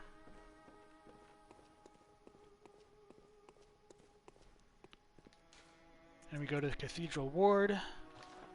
Like I said, like when I was first playing this game, I would always confuse it with like the Tomb of Odin warp. So I'd always have to like climb up the ladder and stuff until I like finally remembered the difference between the two. Rubito says you can imagine it being like, oh yeah, we talked about that. And Meth loves the in-game art too. Yeah, I really like how, like especially like the transition from Dark Souls, like how the icons were very tiny and like hard to make out, just how much more prominent they became in Bloodborne. And like I like the UI in general, to be honest. Like it does such a good job of like kind of capturing that Victorian, like old, like almanac book kind of feel. So I guess I never showed it off, but originally when we entered the Tomb of Odin, this door was closed, so we couldn't access this room and actually ascend the chapel and all that stuff. Now that we had gone through Yahar'gul, we have a new NPC in the area. We get Adela, and so we can talk to her again. Or kind of like for the first time in this area at least, but yeah. Oh, brave hunter, you're alive. Thank you very much. She gives us the church bow gesture for the female variant. The town is in disarray, but there are still people here. Together we await the help of the healing church. I cannot begin to express my gratitude to you. The only thing that I can offer is my own lowly blood, if it would suffice. And as she says, she's offering us her blood. And of course, like if you've never played Bloodborne before and don't understand the mechanics of this, like this sounds extremely creepy. Like you're offering someone your blood. Like it feels like very personal and like very intimate, almost as though we're the vampire in all of this story, or like kind of like of course like this is Adela and she's not Ariana, but almost as though like she's a seductress. Like it feels like taking her blood is something that could be used to like is something to deceive us. Like there's something terrible about it. Like we don't really know what that means until we become like more comfortable with how this universe operates. Like this is a very kind gesture from her. It's something since she's a blood saint, it's something that the Healing Church freely distributes to Yarnamites in need. Unfortunately, with the English localization, it's hard to come to that conclusion. Like instead of like saying like blood treatment or something like that, in Japanese the terms of like is alms of blood, and alms are something that the church gives out as charity. So that's just some contextual information we miss out on, and it becomes important in contrast with Ariana later, because she has some gender dialogue in Japanese that reveals that she sells her blood, whereas Adela gives away her blood for free. And of course, if you could get like with the milk from the cow for free, like why buy it?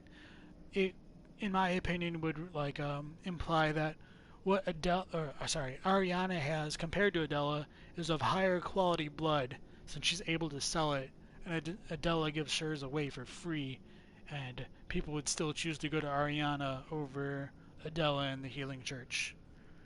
Yes, of course. Coming close. Now. Take my blood. And we get the blood of Adela.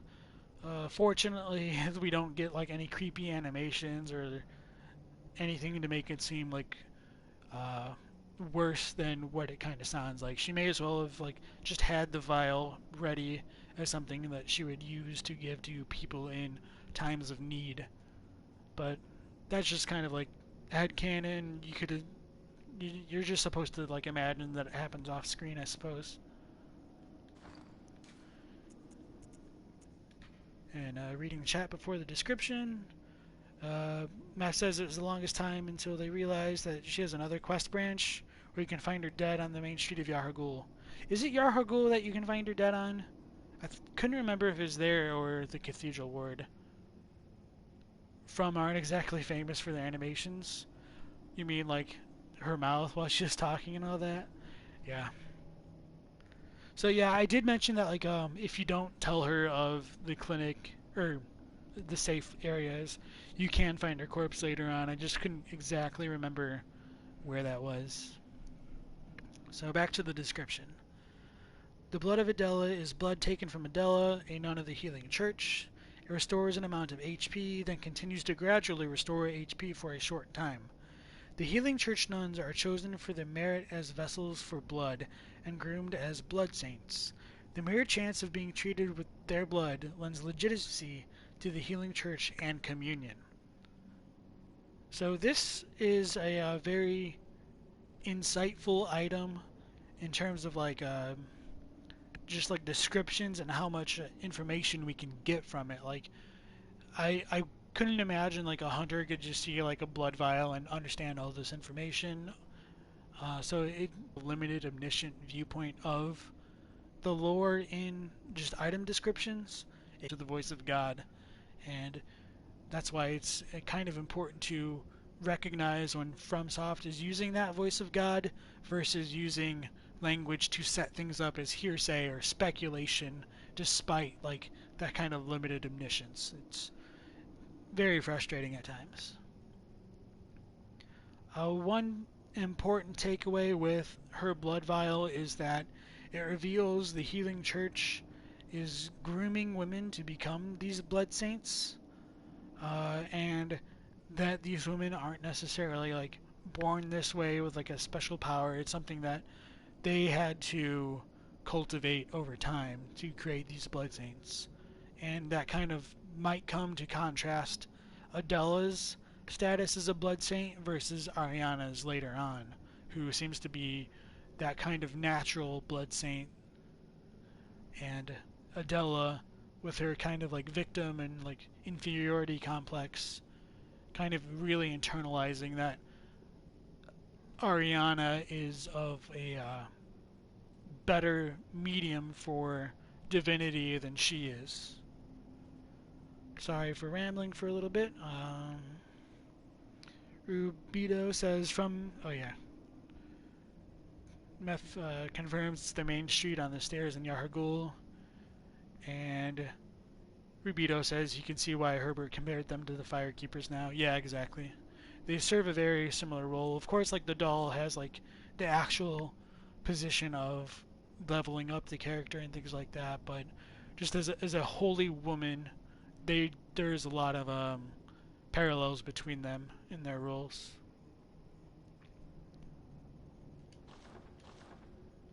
Brave hunter, please give me a little more time.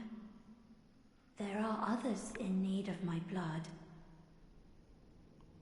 So that dialogue makes it sound as though like Adela checked the blood from herself right now. She might have like a needle or something. Again, back up to the imagination. And does show like her role in considering others' need for her blood.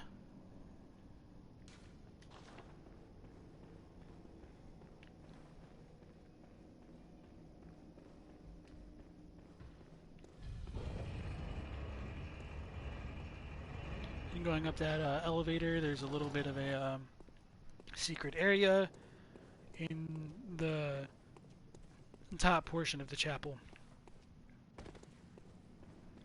So coming up, we can see like down, that's where like the lantern is. We get this chest,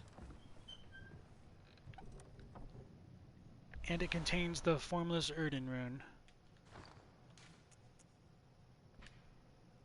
It's a secret symbol left by Carol, the runesmith of Bergenworth. The Great One Erden, lacking form, exists only in voice, and is symbolized by this rune. Those who memorize it enjoy a larger supply of quicksilver bullets. Human or no, the oozing blood is a medium of the highest grade, and the essence of the formless Great One Erden. Both Erden and his inadvertent worshippers surreptitiously seek the precious blood. So we get very, very little information about this Great One in the game. There's only the runes pertaining to it and like one of the umbilical cords that we'll find later on.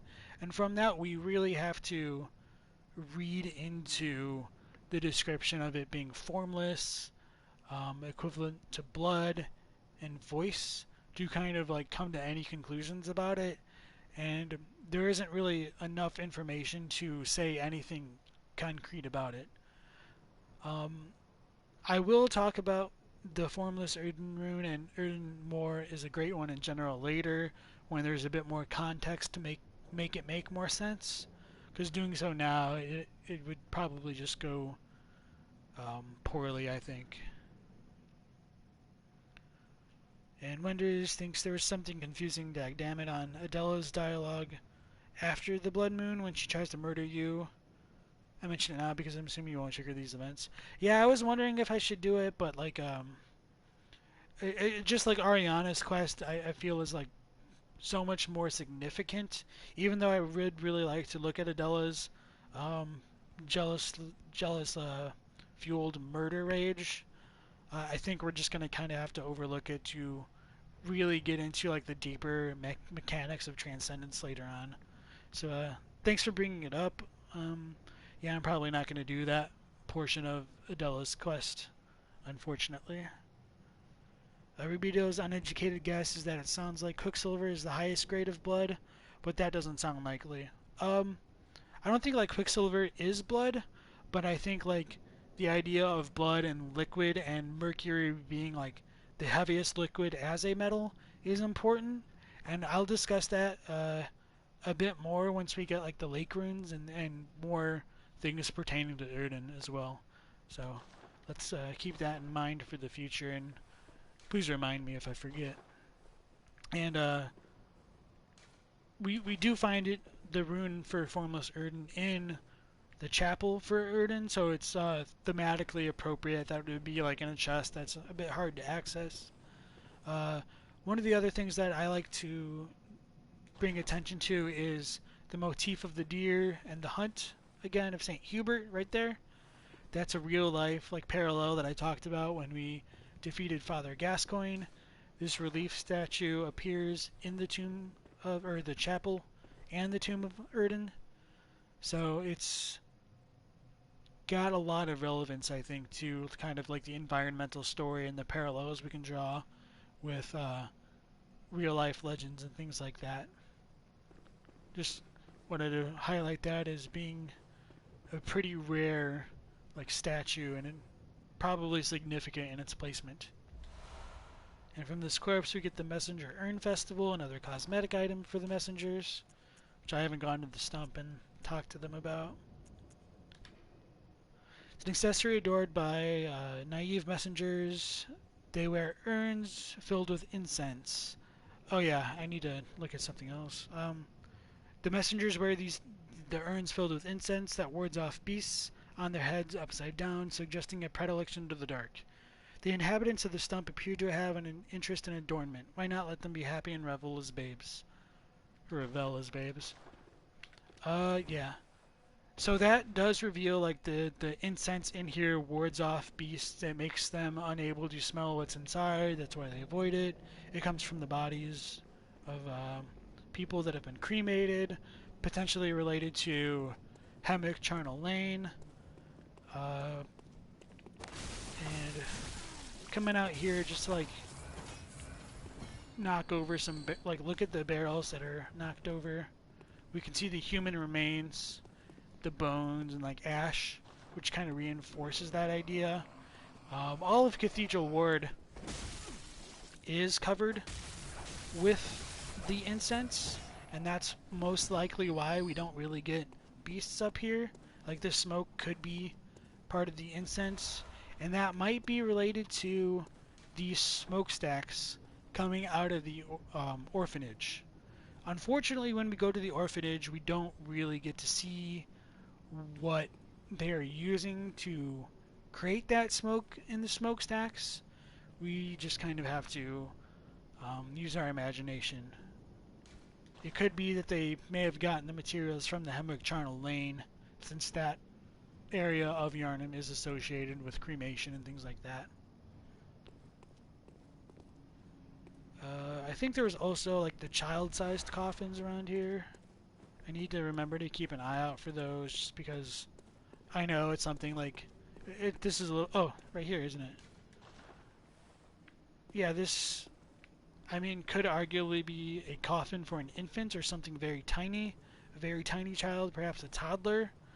I only bring this up because I know, like in the Pale Blood Hunt, Redgrave asserts that these child-sized coffins are only found in the orphanage, whereas that's very demonstrably false, as we've just seen.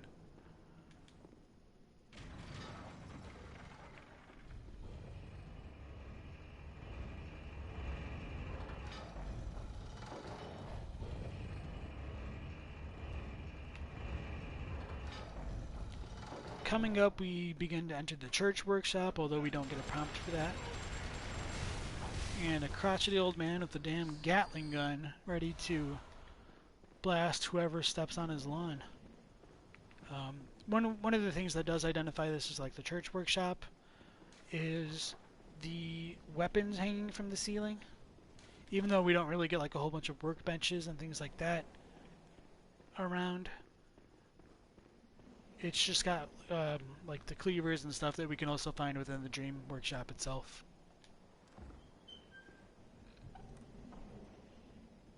Opening a chest here, we get the communion rune, which ties into like Adela and her blood vial, and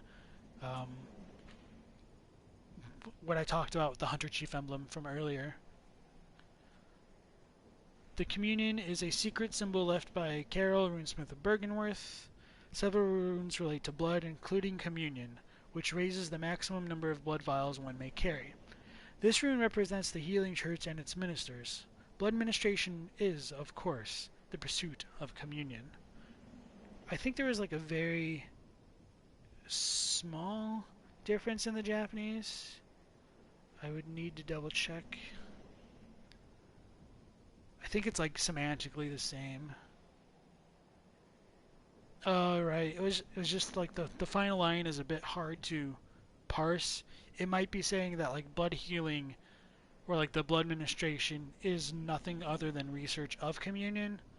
So like the idea of communion is attached to the notion of research for the healing church.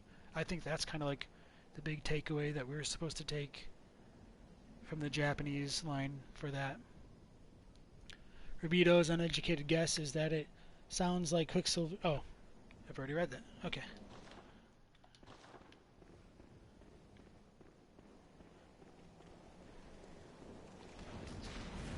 So we've got some old men sniping us from their wheelchairs, and leading into like another tower that's probably more of the healing church workshop. Like this part of the building is a little bit more connected to Erden's chapel, but it is also part of a separate building. So it's a little bit confusing why Gehrman says to ascend Erden chapel or ascend to it, because it does seem to technically be like a different structure. I'm not going to go to the bottom quite yet because there's a dead end at the top with an item that's worth picking up and then coming back down later.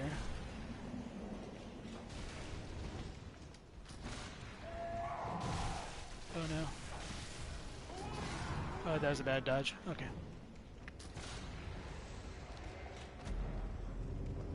Doing that a lot today. Yeah. Misreading chat. Wender says communion implies communication, if you remember correctly, possibly with the Great Ones, according to Herb's videos. I don't necessarily think like communion is meant in the communication sense. I believe like, yeah, the kanji for it is communion. It's a term that's shared with the Eucharist, like the idea of eating the body of Christ Himself. Before I forget, right now I have 14 insight, so I'm just gonna show off the church servants with the lanterns to contrast with it a bit later, just to show the differences. So we see that he's got the lantern. And he only resorts to physical attacks.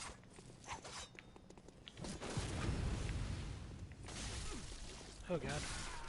Wow, that's embarrassing. Not a big deal. Very little echoes to begin with. So yeah, just keep in mind that later on those lanterns will change and they'll gain different attacks once we get 15 points of insight, which will happen as we progress through the next area.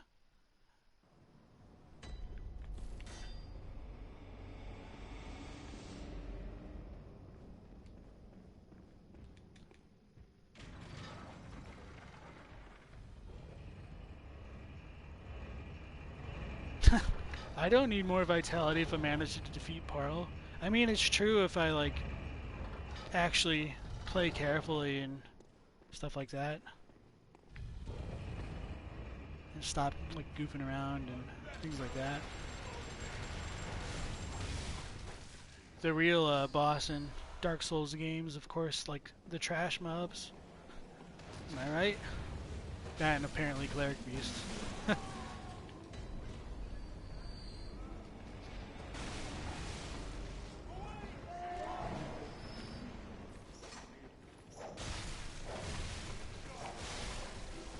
Yeah, like the whole reason why I died in here is because I couldn't remember where the sniper was. Of course, like that's just an excuse, really, but I would always target that guy first, just because it's easier to deal with the melee crowd. I thought he was like closer underneath the stairs.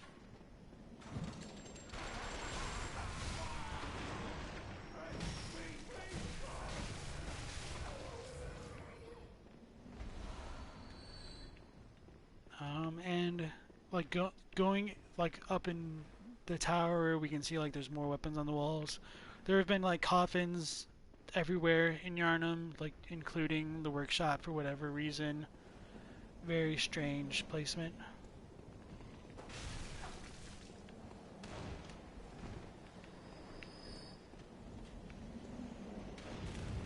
Got a huntsman's minion up here with his brick, which ties to the nickname of a brick troll.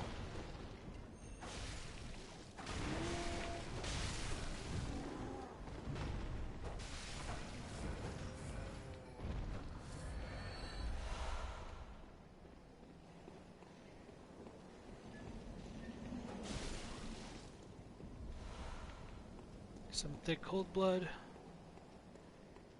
And don't remember exactly where the note is. Don't think it's on this level, it's the next one. Yeah. So before going, we can see this gigantic tree over here.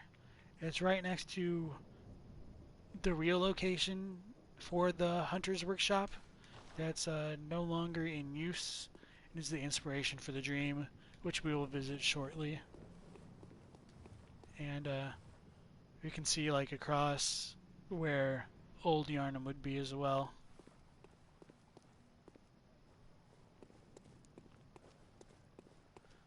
And this note says the sky and the cosmos are one, and it's been left by the choir. It's not held up by any messengers, so it's important to somebody in real life, and they've written it down. One of the interesting aspects of like looking at the maps from different places is we'll come here a bit later, but like the Grand Cathedral is a little bit behind this building over here, and we can come down later to this plaza with that well. We'll fight a couple hunters, but over there it looks like there's going to be scaffolding, which doesn't appear when we actually get over there, and that is going to be the entrance to Yahar'gul, the Unseen Village, later on. And Old Yarnum is closer to that direction where we go through like the chalice, or not the chalice, the it's like an unnamed chapel with like that tomb that would we use the lever to move, and I believe Jura's tower is that one right there. So just how the map lines up is pretty interesting. This guy has a flame sprayer.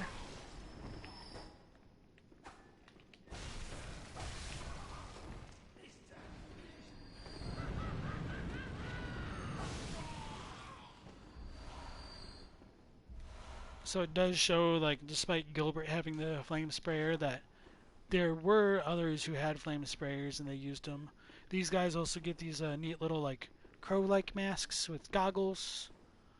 Potentially using like herbs and stuff, like stuffed in the beaks to ward off the stench of beasts and blood and keep them more sane as the nights and the hunts continued.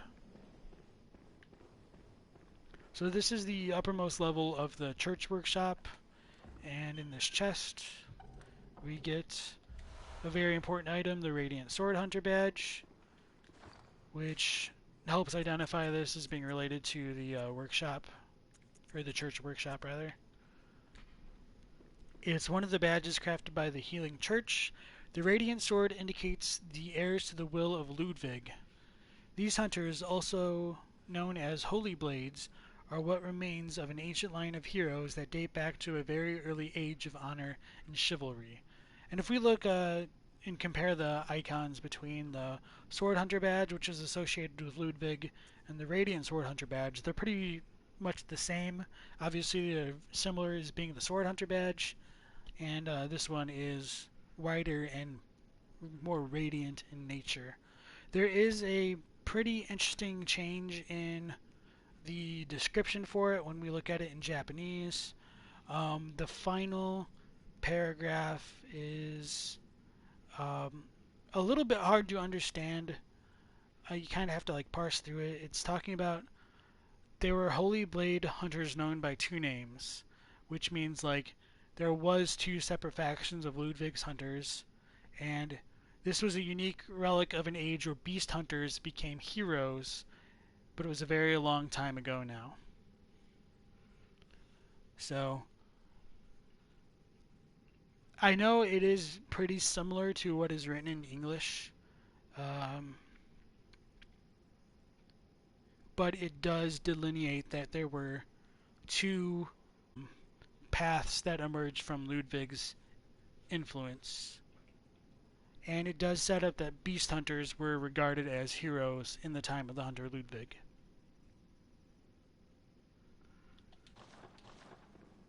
I thought there was something more to it, but I feel like I'm just forgetting what it was.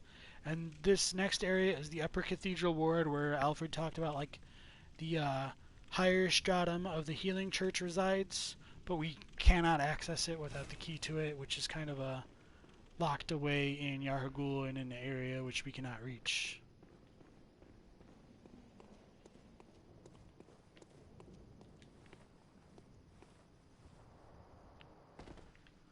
One of the other points with like the Radiant Sword Hunter badge, it talked about like the hunters carrying on the will of Ludwig.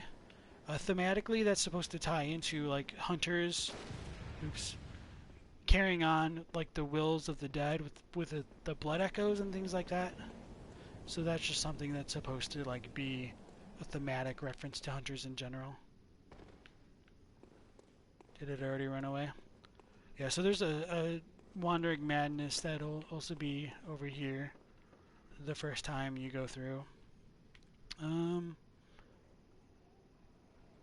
Gonna go for the doll or the abandoned workshop now and get like the other items later. Probably come warp 2. the area. Oh, I didn't even like look at my health before I did that. I almost died. That's pretty silly. So my pro strat is to just like line my character model's head up with the ropes going down to that little platform that I rolled onto. So as we come into the abandoned old workshop, like we get that ambient insight, the loading of a new area. We can see the giant tree that I pointed out from earlier. So it shows like there is some kind of importance to this location. And this, like the first time you go through, you get an achievement that points out that this is the source of the dream. So where the messenger bath normally is, there's a chest that has a doll set within it. And I'll examine that in a moment as well. Coming in, we can see the workshop looks pretty similar, a little bit more rundown, dilapidated, papers on the floor, things like that. Meph is signing off. Okay, thank you for stopping in. I hope you enjoyed yourself. Have a good day. There will always be the VODs available as well. And going back to the workshop, we get a cabinet with a special item inside. The small hair ornament. And a lamp leading us back to the dream. The workbench that we can normally fortify our weapons doesn't work in reality. There are no like weapons hanging over in this version of the workshop. And the memory altar has a very crazy item. It's 1/3 of umbilical cord, which I mean, technically it should read something close to a third umbilical cord, and I'll talk about that a lot more later too. And in the corner of the workshop, we do see an abandoned doll. And if we inspect it, it just says an abandoned doll. It doesn't seem to interact with us. There's no insight that we can use to awaken this doll. And if we look very closely at her finger, we can see that it will occasionally twitch as though she were alive.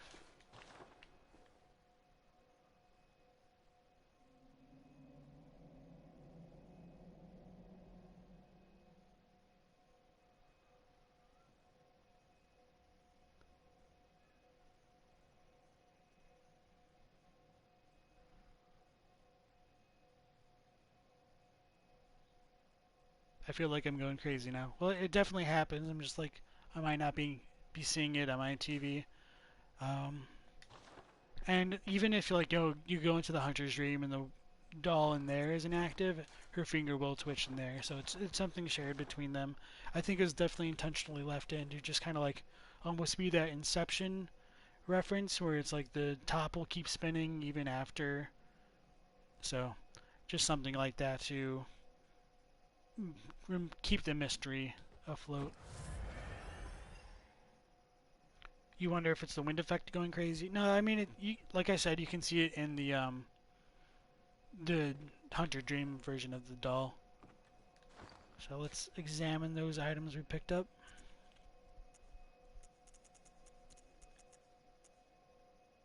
The small hair ornament. It's a small, very ordinary hair ornament. Although it has been lost for quite some time, one can still see signs of the care with which this tasteful ornament was once kept.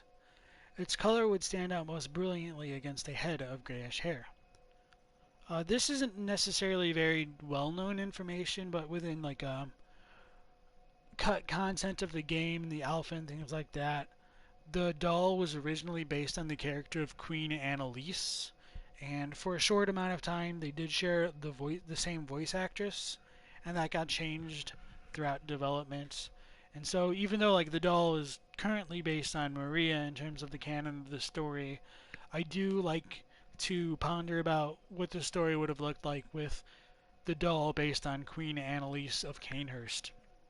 And the idea of having the hair ornament related to Annalise as well as the doll is a pretty interesting concept because Annalise does have the gray hair that this could be referring to. It could set up either Lawrence or not Lawrence, but Gehrman or potentially Lawrence as having been a romantic interest to Queen Annalise and like the whole idea of like special babies and things in general. Obviously, that's been very well removed from like the retail version of the game, but it is something that I do like to think about, even though it's not really there anymore.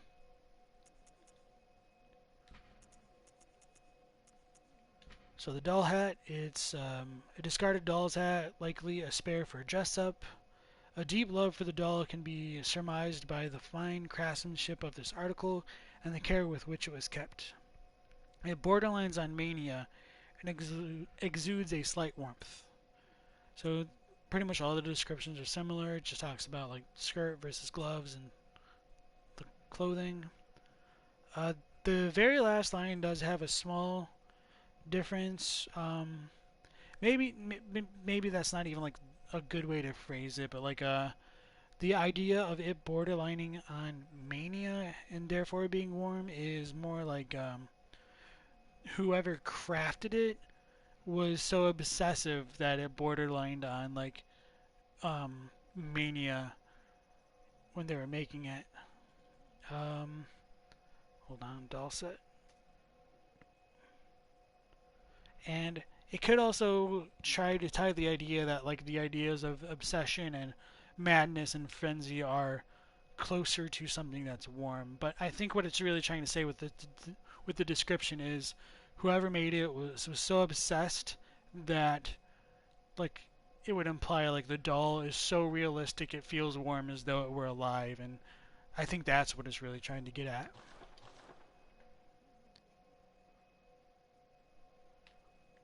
And finally, we get the umbilical cord, which we'll have a lot to say about. It's a 1/3 of umbilical cord, which I don't find to be very good English just in the title alone. The Japanese is close to it's a third bit umbilical cord, like first, second, third. We don't know what the first and second chords were, but this is the third one. Um, it's a great relic, also known as the cord of the eye. Every infant great one has this precursor to the umbilical cord. Every great one loses its child and then yearns for a surrogate. The third umbilical cord precipitated the encounter with the pale moon. Wait, hold on. Yeah, with the pale moon, which beckoned the hunters and conceived the hunter's dream. Used to gain insight, and so they say, eyes on the inside, although no one remembers what that truly entails. This is definitely a very cryptic item and is very hard to understand, even if you're familiar with the lore. And one of the reasons why I mentioned that like it's a third cord as opposed to 1/3 of an umbilical cord is, yeah, sure, with a third ending we need to use like three of them to be able to resist the possession of the moon presence, but it doesn't necessarily mean it was one umbilical cord that was divided into three parts, or you necessarily like, yeah, we don't necessarily find only one umbilical cord that's been separated because we can get four in this game, and it doesn't necessarily mean like there's two missing parts of the umbilical cord, which I know can be a reading that some people use, like, oh, Ra must have had an umbilical cord and maybe caused it as well, or something like that. Um, the idea of every great one losing its child is something Miyazaki expanded upon in an interview. Like, the basic idea is the more developed and advanced a civilization or a creature becomes, the fewer children it is able to have as a consequence. And we can kind of see how that works in real life, like elephants and humans and dolphins and animals that have like a high degree of development produce fewer young than like dogs or ants and insects and things like that. And within developed nations, the more educated the populace becomes, like the more the population rate declines, or the birth rate of the population declines. When it says that this is also known as a cord of the eye, that the description reads is that you could take the idea of it being a third umbilical cord and swap out umbilical cord with eye cord. So it could be a third eye cord, or like a cord of the third eye. Unfortunately, it doesn't necessarily mean like it's literally a third eye cord, like an inner eye cord, but I do think that kind of imagery is present within like being able to obtain eyes on the inside, and enlightenment as like a symbol of that. Um, when it says the umbilical cord, or when it's a precursor to the umbilical cord, it's trying to say calling it an umbilical cord comes from the fact that only infant great ones possess this cord, or this kind of cord specifically. It's not a precursor to an umbilical cord. It's not even technically an umbilical cord. It's just kind of a something that people called it because it comes from infants. One of the, of course, like parts that ties it to the moon presence would be that it precipitated the encounter with the pale moon. In Japanese, it says it brought forth a chance encounter with the paled moon, like a moon that has gone pale, which will be important to compare it with pale blood. Like this is supposed to be a thematic link to that idea. And it became the beginning of Hunters and the Hunter's Dream. So the word like using conceived there, I think is really nice in terms of like ideas of connecting it to umbilical cords and infants and things like that, and childbirth. I think that's a really good word to put there. And of course, this does establish that like even though Gehrman is the first hunter, the hunters came to be a thing in conjunction with the hunter's dream and this umbilical cord, which is hard to reconcile because if we go through like the Thumerian chalice ruins and like examine what's on the walls and things like that, we can find the hunter's rune, which is supposed to symbolize hunters. So one of the questions that brings up is, was Gehrman around in the time of Thumeru? I don't think so. I think potentially like the hunter's mark, its meaning was changed over time, and the Thumerians may have thought about it as something different.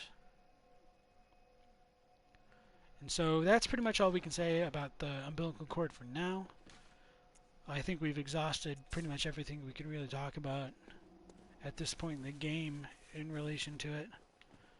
Before going back to the Hunter's Dream, like there's no back area where the messenger stump would be, and this grave over here has a special item, the Old Hunter Bone.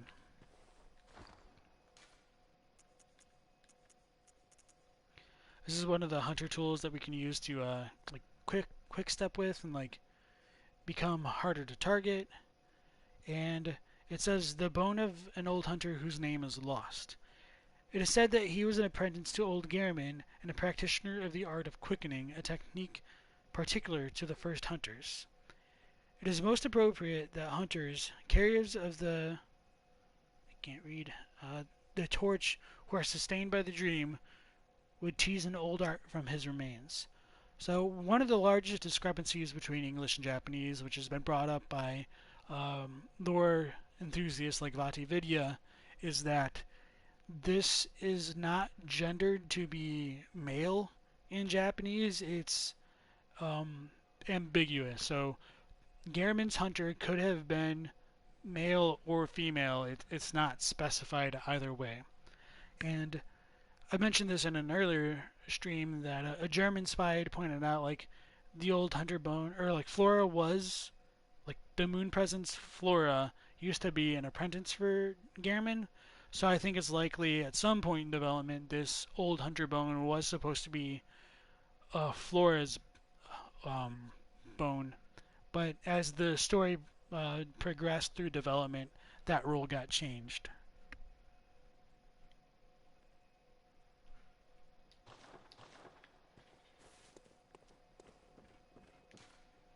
And so now that bone is most likely related to Maria, because we find the doll praying to that grave on occasion. And she seems to have some fondness for it. Welcome home, good. What is. Over time, count. So once we have that harrow ornament, we can give it to the doll, which does solidify the connection between like the doll and Maria or Annalise, depending on like if you want to take cut content seriously. What? What is this? I can't remember. Not a thing, only I feel. A yearning, something I never felt before. What's happening to me? Tell me, Hunter. Could this be joy?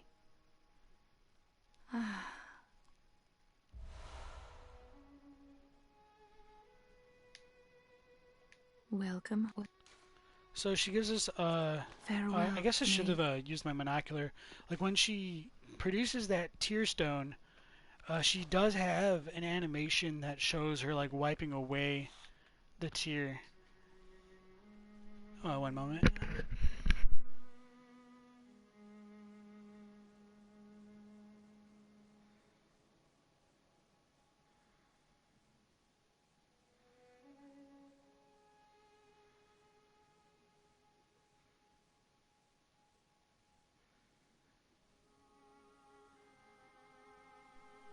Alright, sorry about that, I'm back. Welcome. What? Farewell, good Hunter. So she does have an animation where we do see her literally like wiping away a tear, and that's presumably what she hands us when she gives us that tear stone. Which we must use before we can get the gem.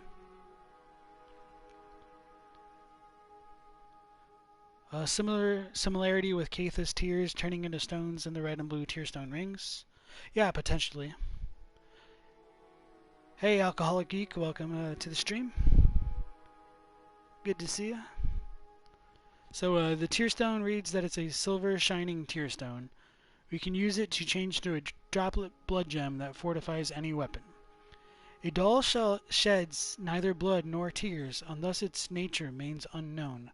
Whoever thinks this precious must be troubled by severe naivete. The Japanese does differ from that line.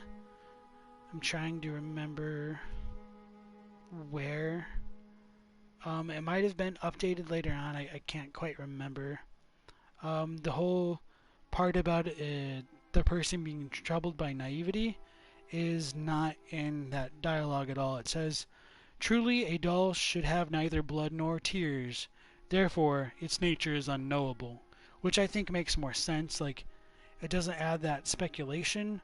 So I don't know if it was a line that was originally in the game and they took out as the development continued.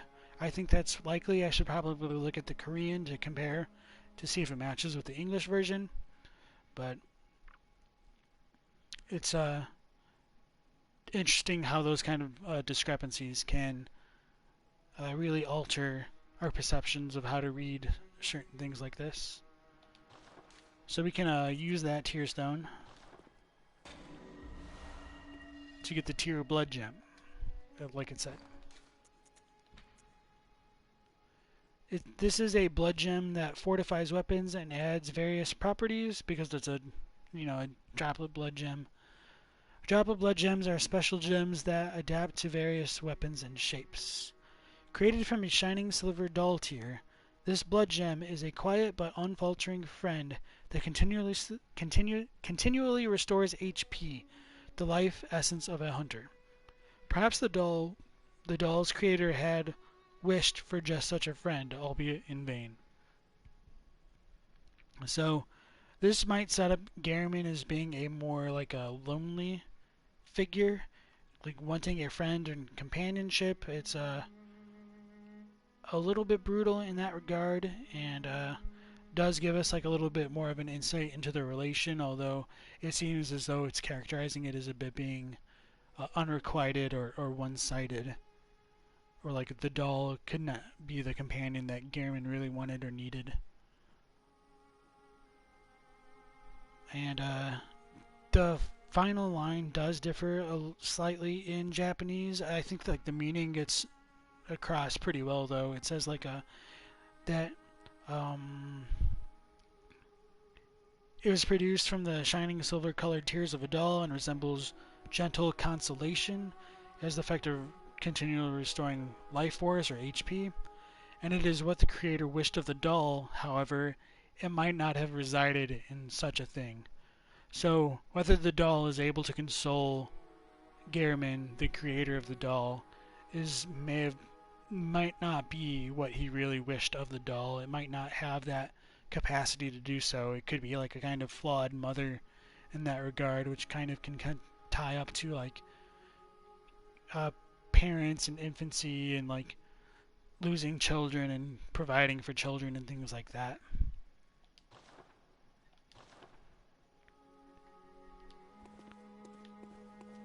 And we're going to go back to the chapel and go from the top just to get an item that we wouldn't be able to retrieve from our location in the waking world equivalent of the workshop.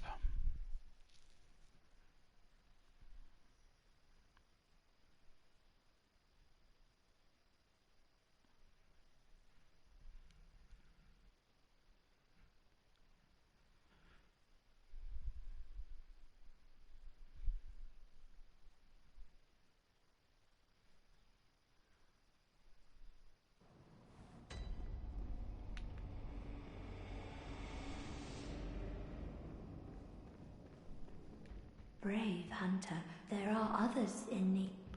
And trying to talk to Adele again doesn't produce anything. Like, we still haven't used her blood vial for her to like respawn with another one. I forgot to talk to the chapel dweller after we rescued Adela to hear what he has to say about her. Ah, the hunter. Thank you. So that holy woman, you told her about this place, right? Well, she don't offer me much in the way of conversation, but still, I'd rather see her alive anyhow. If you find any saints, send them along to her. So that does like demonstrate like the difference in societal positions between like the chapel dweller and Adela. He isn't worthy enough to talk to her, so that kind of like reinforces why he seems so pitiful and meek in comparison to the other characters we'll meet.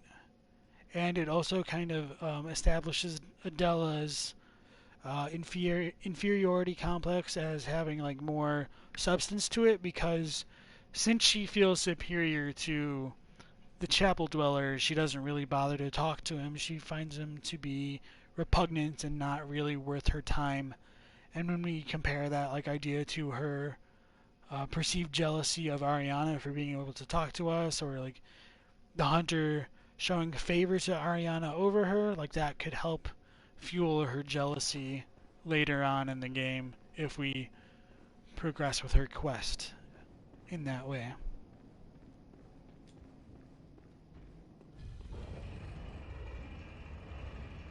On the matter of a Waking World workshop, is there any reason why the doll there has a twitching finger? We did talk about that briefly. I think it could just be like an Inception-esque handling of the storytelling to make it more ambiguous, of course, as to like whether or not what we're perceiving in the waking world is the real waking world, or if it's just you know, something that they're trying to do to keep the mystery along with... Oh, I remember. It's on the other side. Okay, whatever. It's only going to give us some chunks, so not too worried about that. Wandering Madness. Or not chunks, but like bloodstone shards.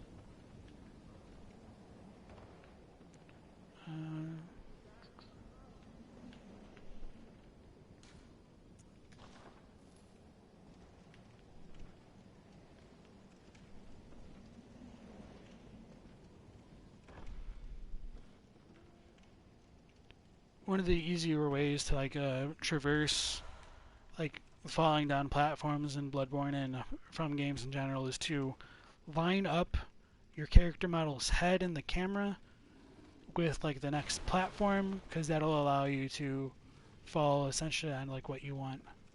Sometimes it's harder to do, like right now it's a little bit hard to see like where that next platform is, but I find it to be pretty reliable in that regard. So earlier we got that other messenger item, the top hat. It's a hat messengers are oddly fond of. A nice top hat rounds out any Yharnam gentleman. And then the bottom portion is, we've already seen that plenty of times. Wonder says, perhaps you said so already, but do you agree with the idea of the moon presence creating the dream after the workshop and breathing life into the doll because she's sympathetic in spirit and wants to relieve Gehrman?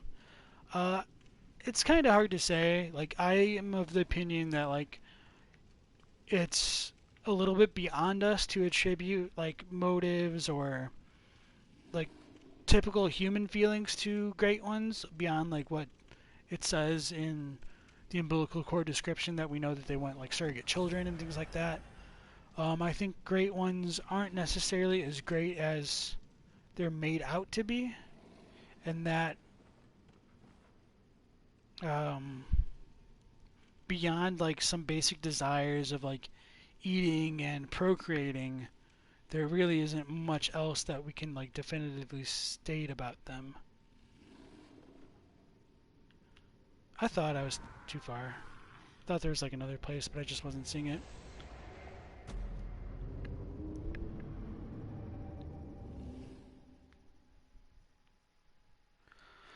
So do I think the moon presence created the dream after the workshop?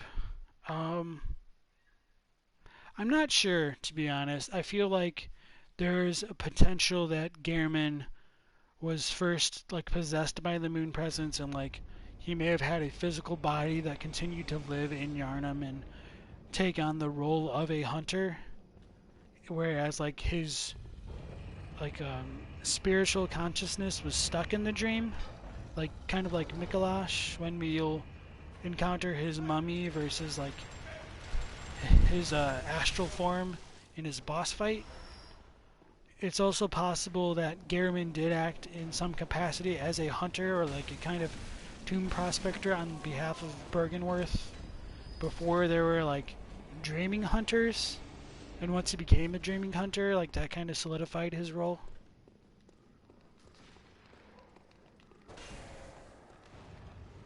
Oh, god damn it, I didn't knock it off.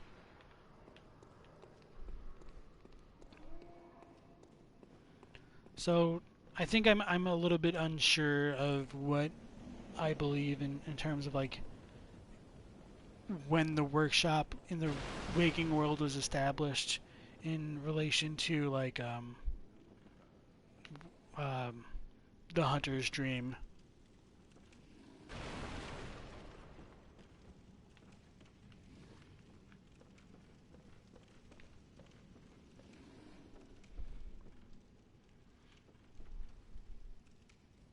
It's just like my brightness is too low.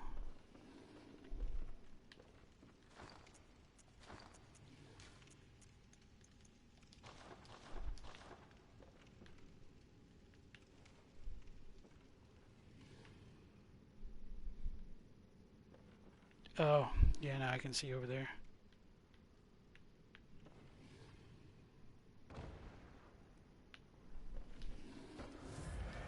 Oh, does that answer your question, Winders? I'm sorry if I kind of stumbled over that.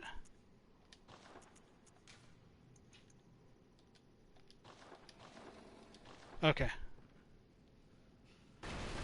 So yeah, this tower that I'm descending, that's part of like the workshop of the church. It's been like burned, possibly by this beast that uses pyromancy. It's called the Beast-Possessed Soul.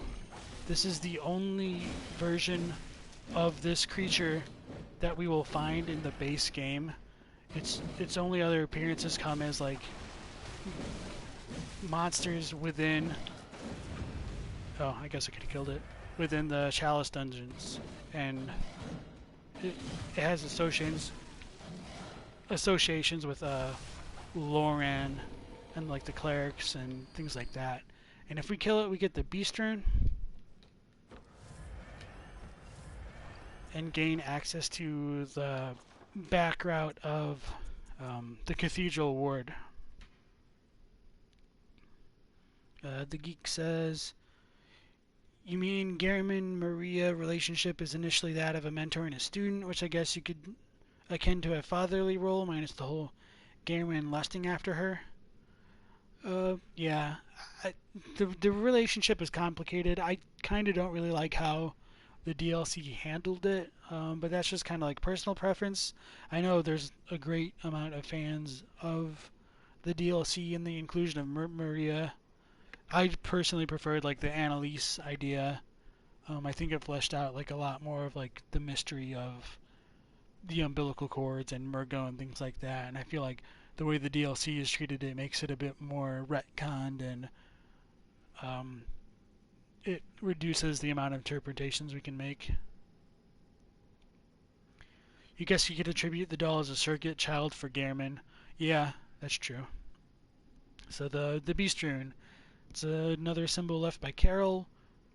It's a transcription of the roar of a labyrinth beast. The bearer of the Beast Rune has accentuated temporary transformation effects.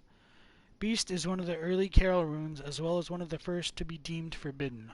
The discovery of blood established the discovery of undesirable beasts.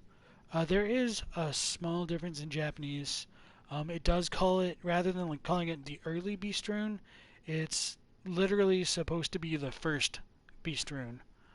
I think I'm not going to compare it to the Korean. I honestly don't remember if I looked at this in Korean. My gut would be, I think the Korean did say it was early as well, so I think the description got changed, but I honestly don't remember off the top of my head. And the last line with like the Beast Rune is that the discovery of blood was the discovery of beasts is obvious in that like by imbibing the blood and discovering it, it's what led to the beasts coming out of people and things like that.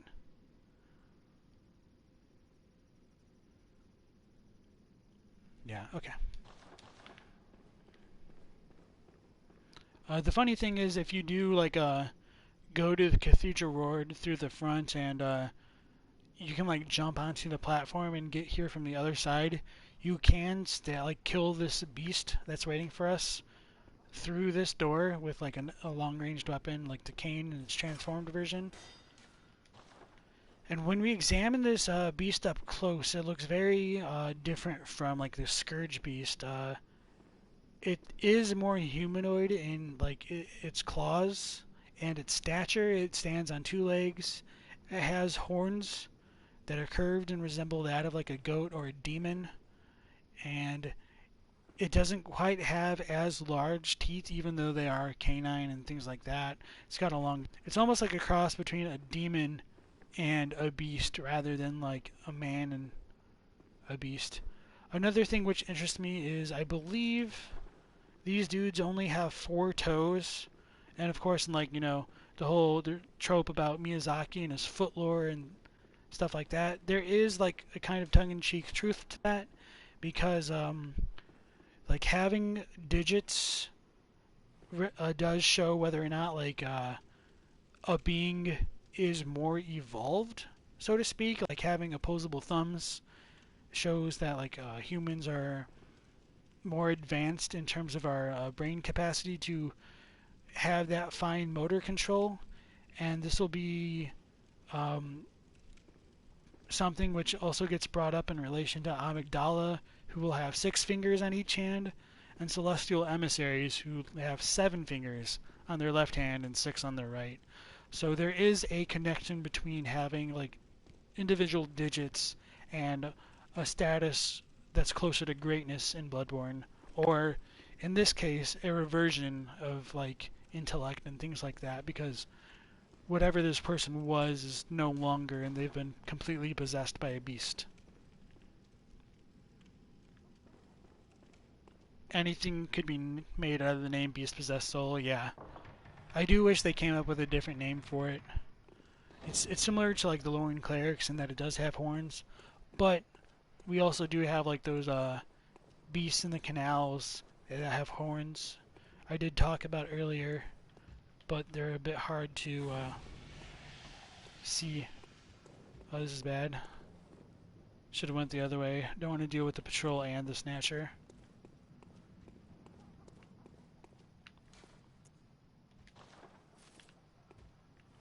I do like looking at the environmental details of Cathedral Ward from the back. We do get some more NPCs here from behind doors and things like that.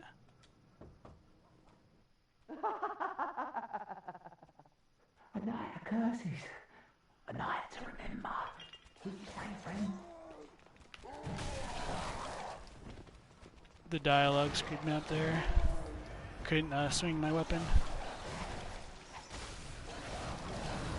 Oh, wow. And now my lack of skill just screwed me up there. I'll take the blame for that poor play. They remind you of the Keepers of the Old Lords, but you think that idea was shot down? The Beast Possessed Souls, yeah. The fact that they're able to use pyromancy is definitely fascinating. For a while, I couldn't remember if the Beast Possessed Soul in Cathedral Ward actually used pyromancy. I thought it only did physical attacks, and the Labyrinth variant did fire damage, but I was wrong. I'm fine with being wrong. Like, it's easy to forget small details like that. And so, like, the idea of, like, the arcane arts of, like, pyromancy and things like that being limited to Thumerians, it's a bit, like, questioned how that relationship works out, since we do get the Beast Possessed Soul in, like, the waking world and in Yharnam itself.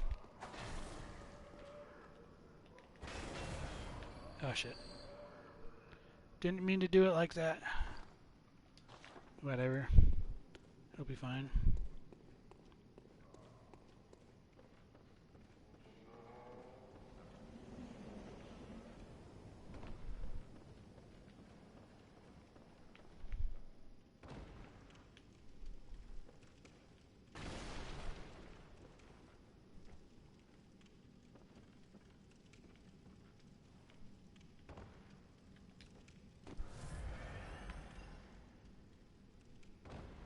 I seriously thought I overshot it for a second.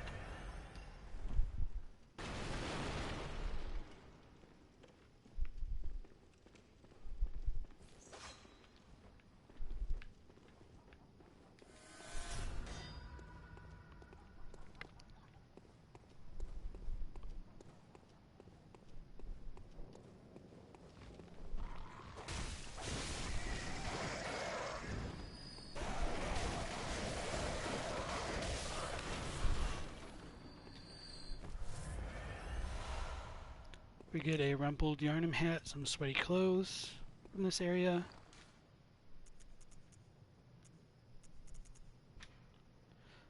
Not much to say. It's a common Yharnam cap, well worn and losing its shape. Sweaty clothes. It's common Yharnam clothing. It's well worn and damp with sweat. Smells very nice. Makes us just look like a normal Yharnamite.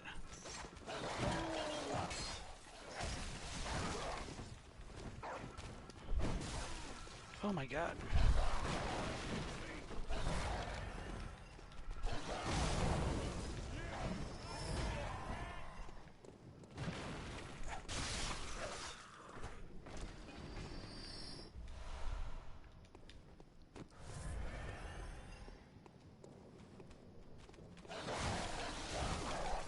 I heard its feet, but I was a little bit slow with that.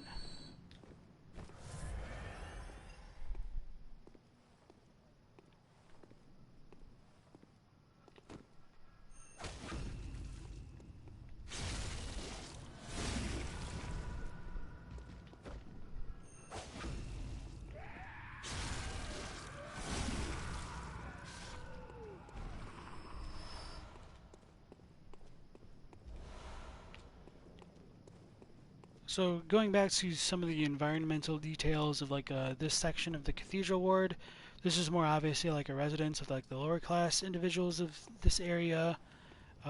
There's less incense. I don't even really know if like these sewers really have the incense going on. We can see like this is more like a shopping district. Can't quite like make out the details of this. It looks like a bunch of like people over something. Pretty sure we've got like symbols of like saws and craftsmen, which are also in like the area with the crucified beasts in central Yharnam. But it does make the city feel a little bit more fleshed out, even though this is kind of an alley. A lot of the architecture doesn't make sense. Like we just got random graves coming nowhere. They will be blocking like some of the doors to these houses. We got random barrels and carts and things like that. But it also does show like they have people patrolling the streets if there are any beasts, despite them already having become beasts.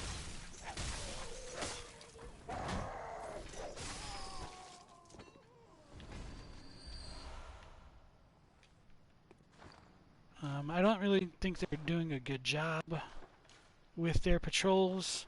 Like there's a brain sucker down there, kind of chilling, and they've overlooked completely.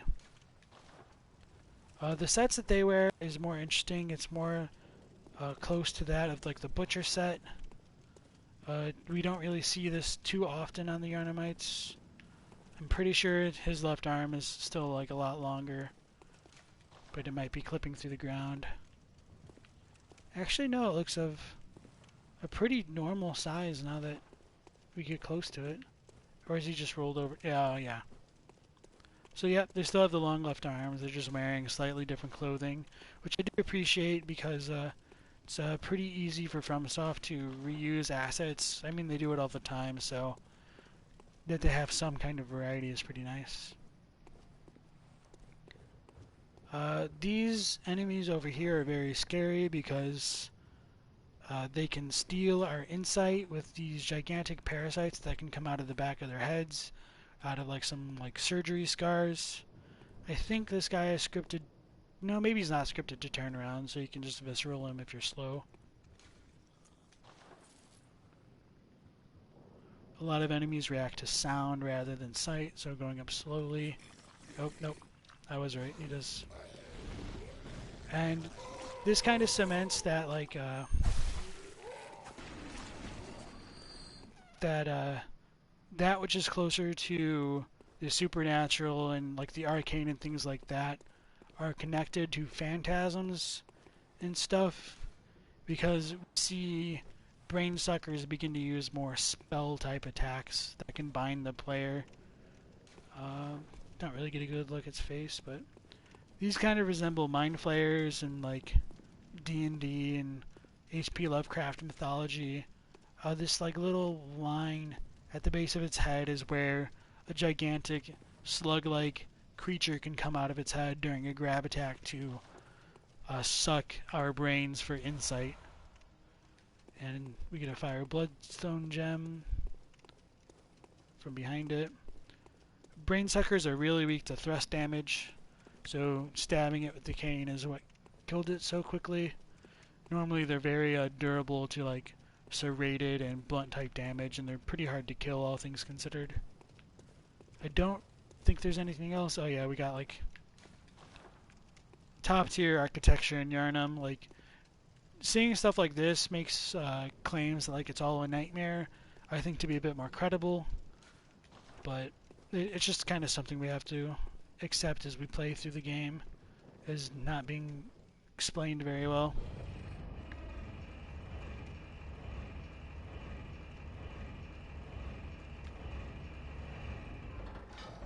So this elevator brings us from like the lower residential area of Cathedral Ward into Cathedral Ward proper.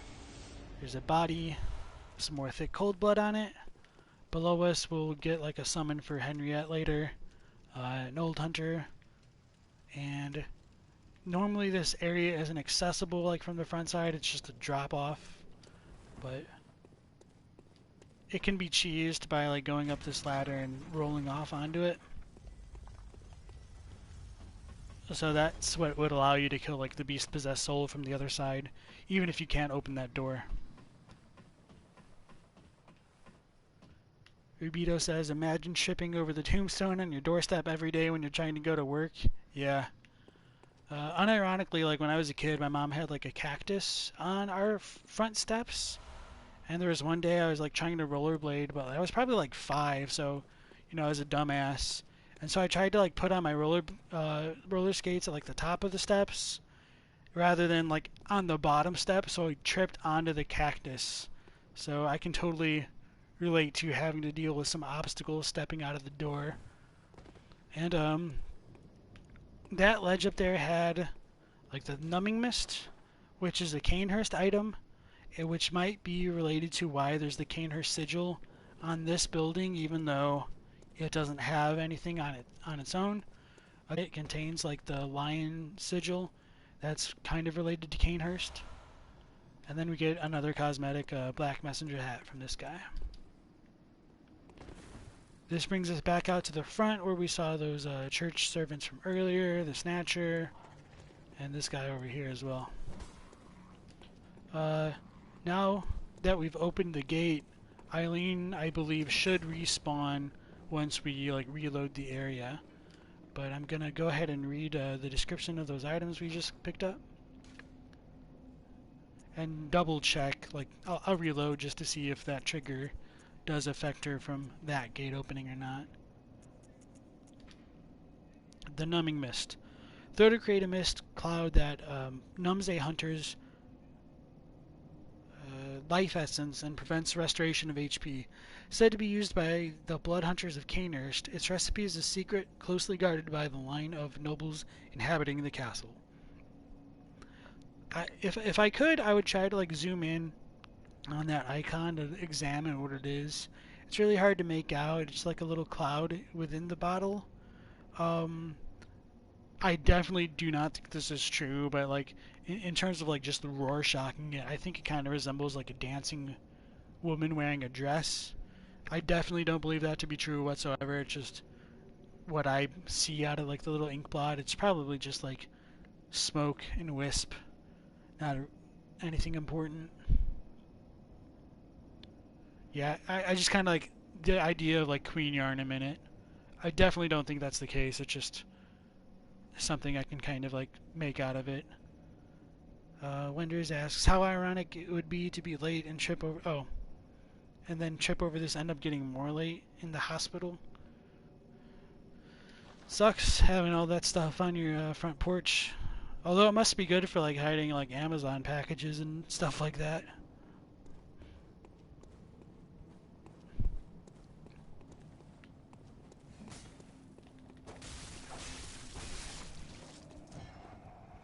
So one of the good things that I did remember to do was talk about the thought I heard something stepping.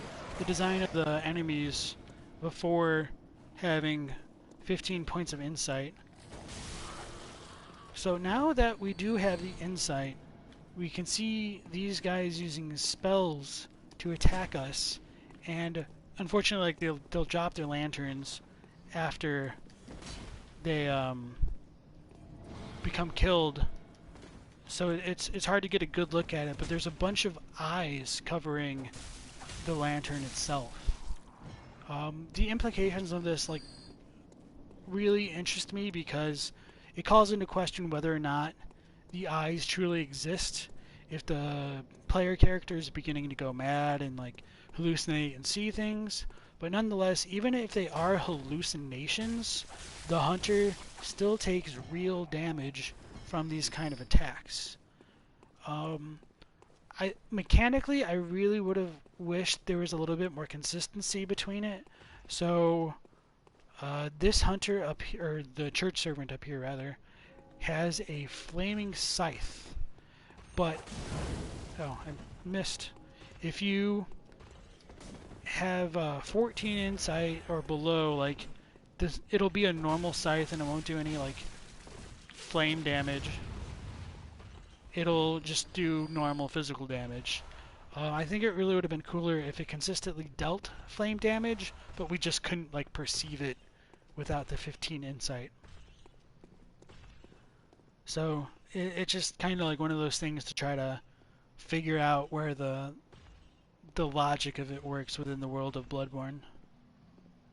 I do like how the first patrolling church servant comes out a little bit faster than the second one, so you'll often be like in the midst of combat with the first one before this other guy comes and like protects his partner's six. So it's just like a little bit of a troll on FromSoft's part.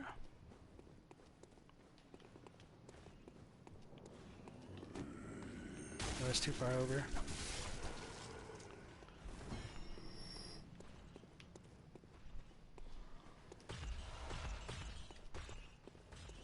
Get some more thick cold blood. And we hear the bells of the gigantic giants. I know that was a bit redundant.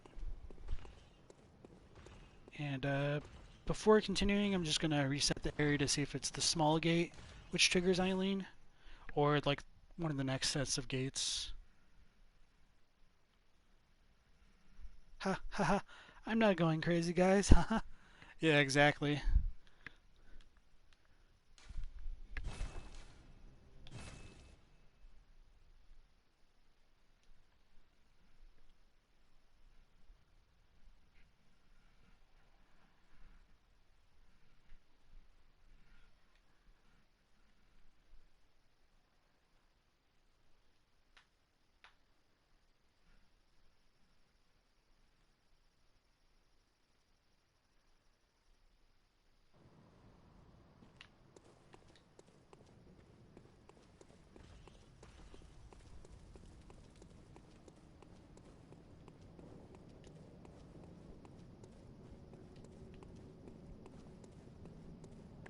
So it does look like it was the back gate that triggers Eileen's appearance. Oh, hello there. Perfect timing. I must warn you not to go near the tomb below Erden Chapel in the Cathedral ward. Henrik, an old hunter, has gone mad, and he's my mark. Don't go near the tomb below Erden Chapel in the Cathedral ward. I have business there first.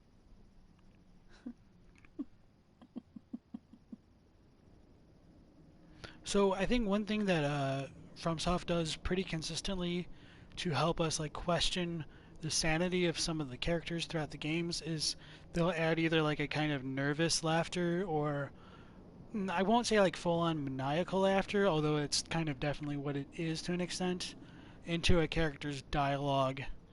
It's a little bit hard to pick up on, I think, with like the way that some of the lines are voice acted. Like I feel like sometimes they're voice acted so well that it becomes harder to pick up on those kind of like contextual clues, if that makes kind of sense.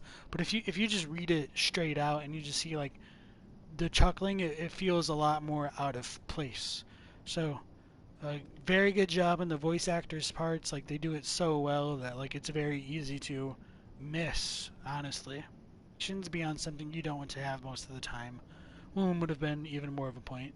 Yeah, I do believe like I heard in some ideas for the game's development, you were gonna have like the mad ones, like the little glowing black figures that kind of look like they're made out of mud that appear in the Witch of Hemwick fight. They were going to appear in every area once you had like certain thresholds of insight, but it just kind of didn't work out in the final version of the game. Before proceeding too much further, Eileen does tell us of Henrik, an old hunter who's gone mad. With her laughing at the end of her lines like that, and how close she herself is to becoming blood drunk, it does become questionable whether Henrik really has gone mad, at least in like the sense of becoming blood drunk and an indiscriminate killer. As the little girl in with the music box, it mentioned like there's a granddad who she loves, and Henrik was the partner of Gascoigne. So having killed Gascoigne, it may have triggered him to feel like a lot of feelings of remorse, sadness, regret, and just normal human rage that his friend, his partner, possibly his son-in-law, had been killed by just some random hunter. Like, he didn't necessarily know if Gascoigne had turned into a beast. So, is Henrik truly mad? It's arguable. I could see it going either way. Like, maybe that was enough to push him into being blood drunk. Although that doesn't really seem to be something that's brought up very often in conjunction with being blood drunk. And if we do try to access the lamp over there, it will be inaccessible from the dream. So Eileen does, like, talking to her does affect what occurs in this area. And it does get closed off. Henrik is wearing this yellow set right here. He's pretty easy to make out because of that. If you descend the steps, he will immediately become aggressive and attack the player. If we land quietly enough and sneak up behind him, we can get a pretty cheap visceral, which is what I'm going to try to go for. One of the dangerous parts of this quest line right here is Eileen will join this fight, and even though like she'll be on your side, so to speak, you can still damage her with your attacks. I think she can damage you with her attacks, although it's kind of rare for it to happen because she tracks on Henrik pretty well, all things considered. And Henrik, being an old hunter and us being fairly low level, is very strong and hits extremely hard and can do a lot of damage and kill us in like two hits if they're pretty decently picked. If we kill Eileen or she dies in the middle of this quest, she's gone for good. That is the resolution of her quest line, and that'll be it. So you really want to try to maximize your damage to Henrik from the get-go, because she will join in shortly after, but she's vulnerable herself. And if you come into this fight a second time, Eileen will be there in the beginning before you can reach Henrik, and she'll end up tanking more hits from Henrik than she would on the first encounter. So it's pretty imperative to get it done in one shot, in my opinion. I think I need to go in from the right side. Like, these little graves make it hard to approach unseen. I don't know if I can show his face yet. I guess it's pretty well covered up by his attire, but a lot of people say that Henrik's black or colored, and they really like that kind of representation within Bloodborne. It's a little bit hard to make, unfortunately, from this angle.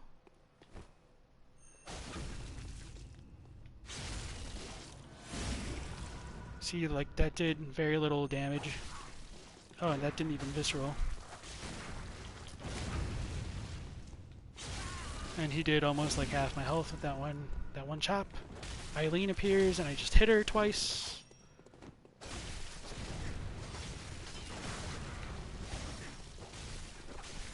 She does good damage to him though, so I find it to be a little bit easy to like kind of just interrupt him with the gun and let Eileen do a lot of the work. So that went really well for that encounter. And from Henrik we get the air rune.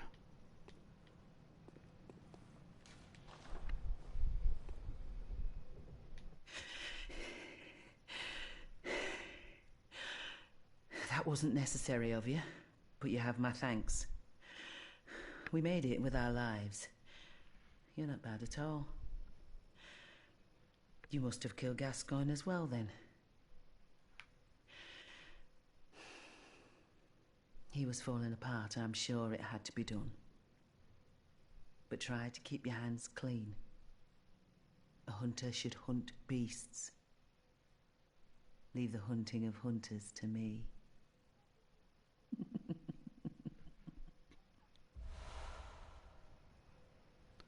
So she gives us the approval gesture, and this will allow us to continue her quest. Try to keep your hands clean. Leave the hunting of hunters to me.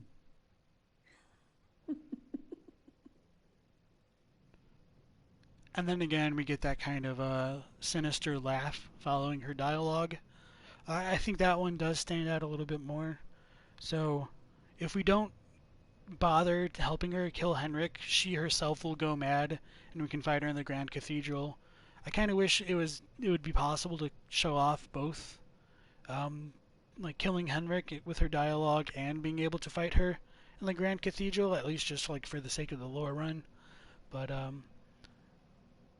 nonetheless, it shows that she's on the brink of going mad herself, I think. And killing Henrik restores the functionality of this lantern. And let's examine the air mark that he gave us. It's a Carol rune that transcribes inhuman sounds. The air sees sentimentality in the warmth of blood, and acknowledges visceral attacks as one of the Darker Hunter techniques. More blood echoes gained from visceral attacks. Perhaps the air is a hunter who bears an echoing will of those before him. So the concept of echoing will is essentially what I was talking about earlier with like the dying wills of blood being like what the Japanese call blood echoes. And I think that was a little bit hard to get across with the way that it's written in English with blood echoes.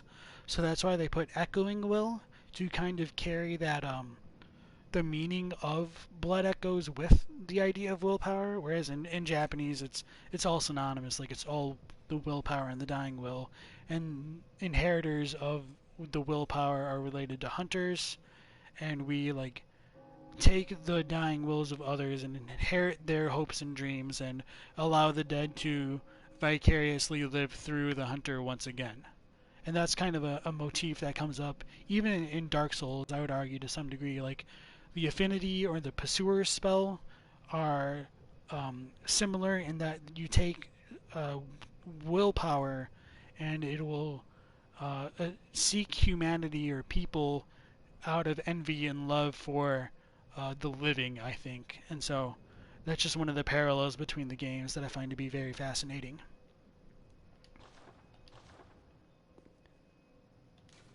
And it's been 3 hours and 15 minutes, so I think that'll pretty much conclude this episode of the stream. I'd like to thank everyone who showed up, even if it's only for a short time and you're no longer here.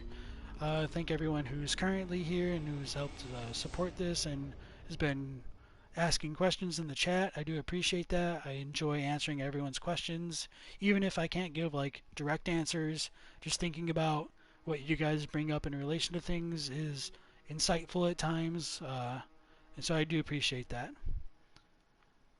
Alright everybody, I think that'll conclude it for today. Thank you, and have a good day.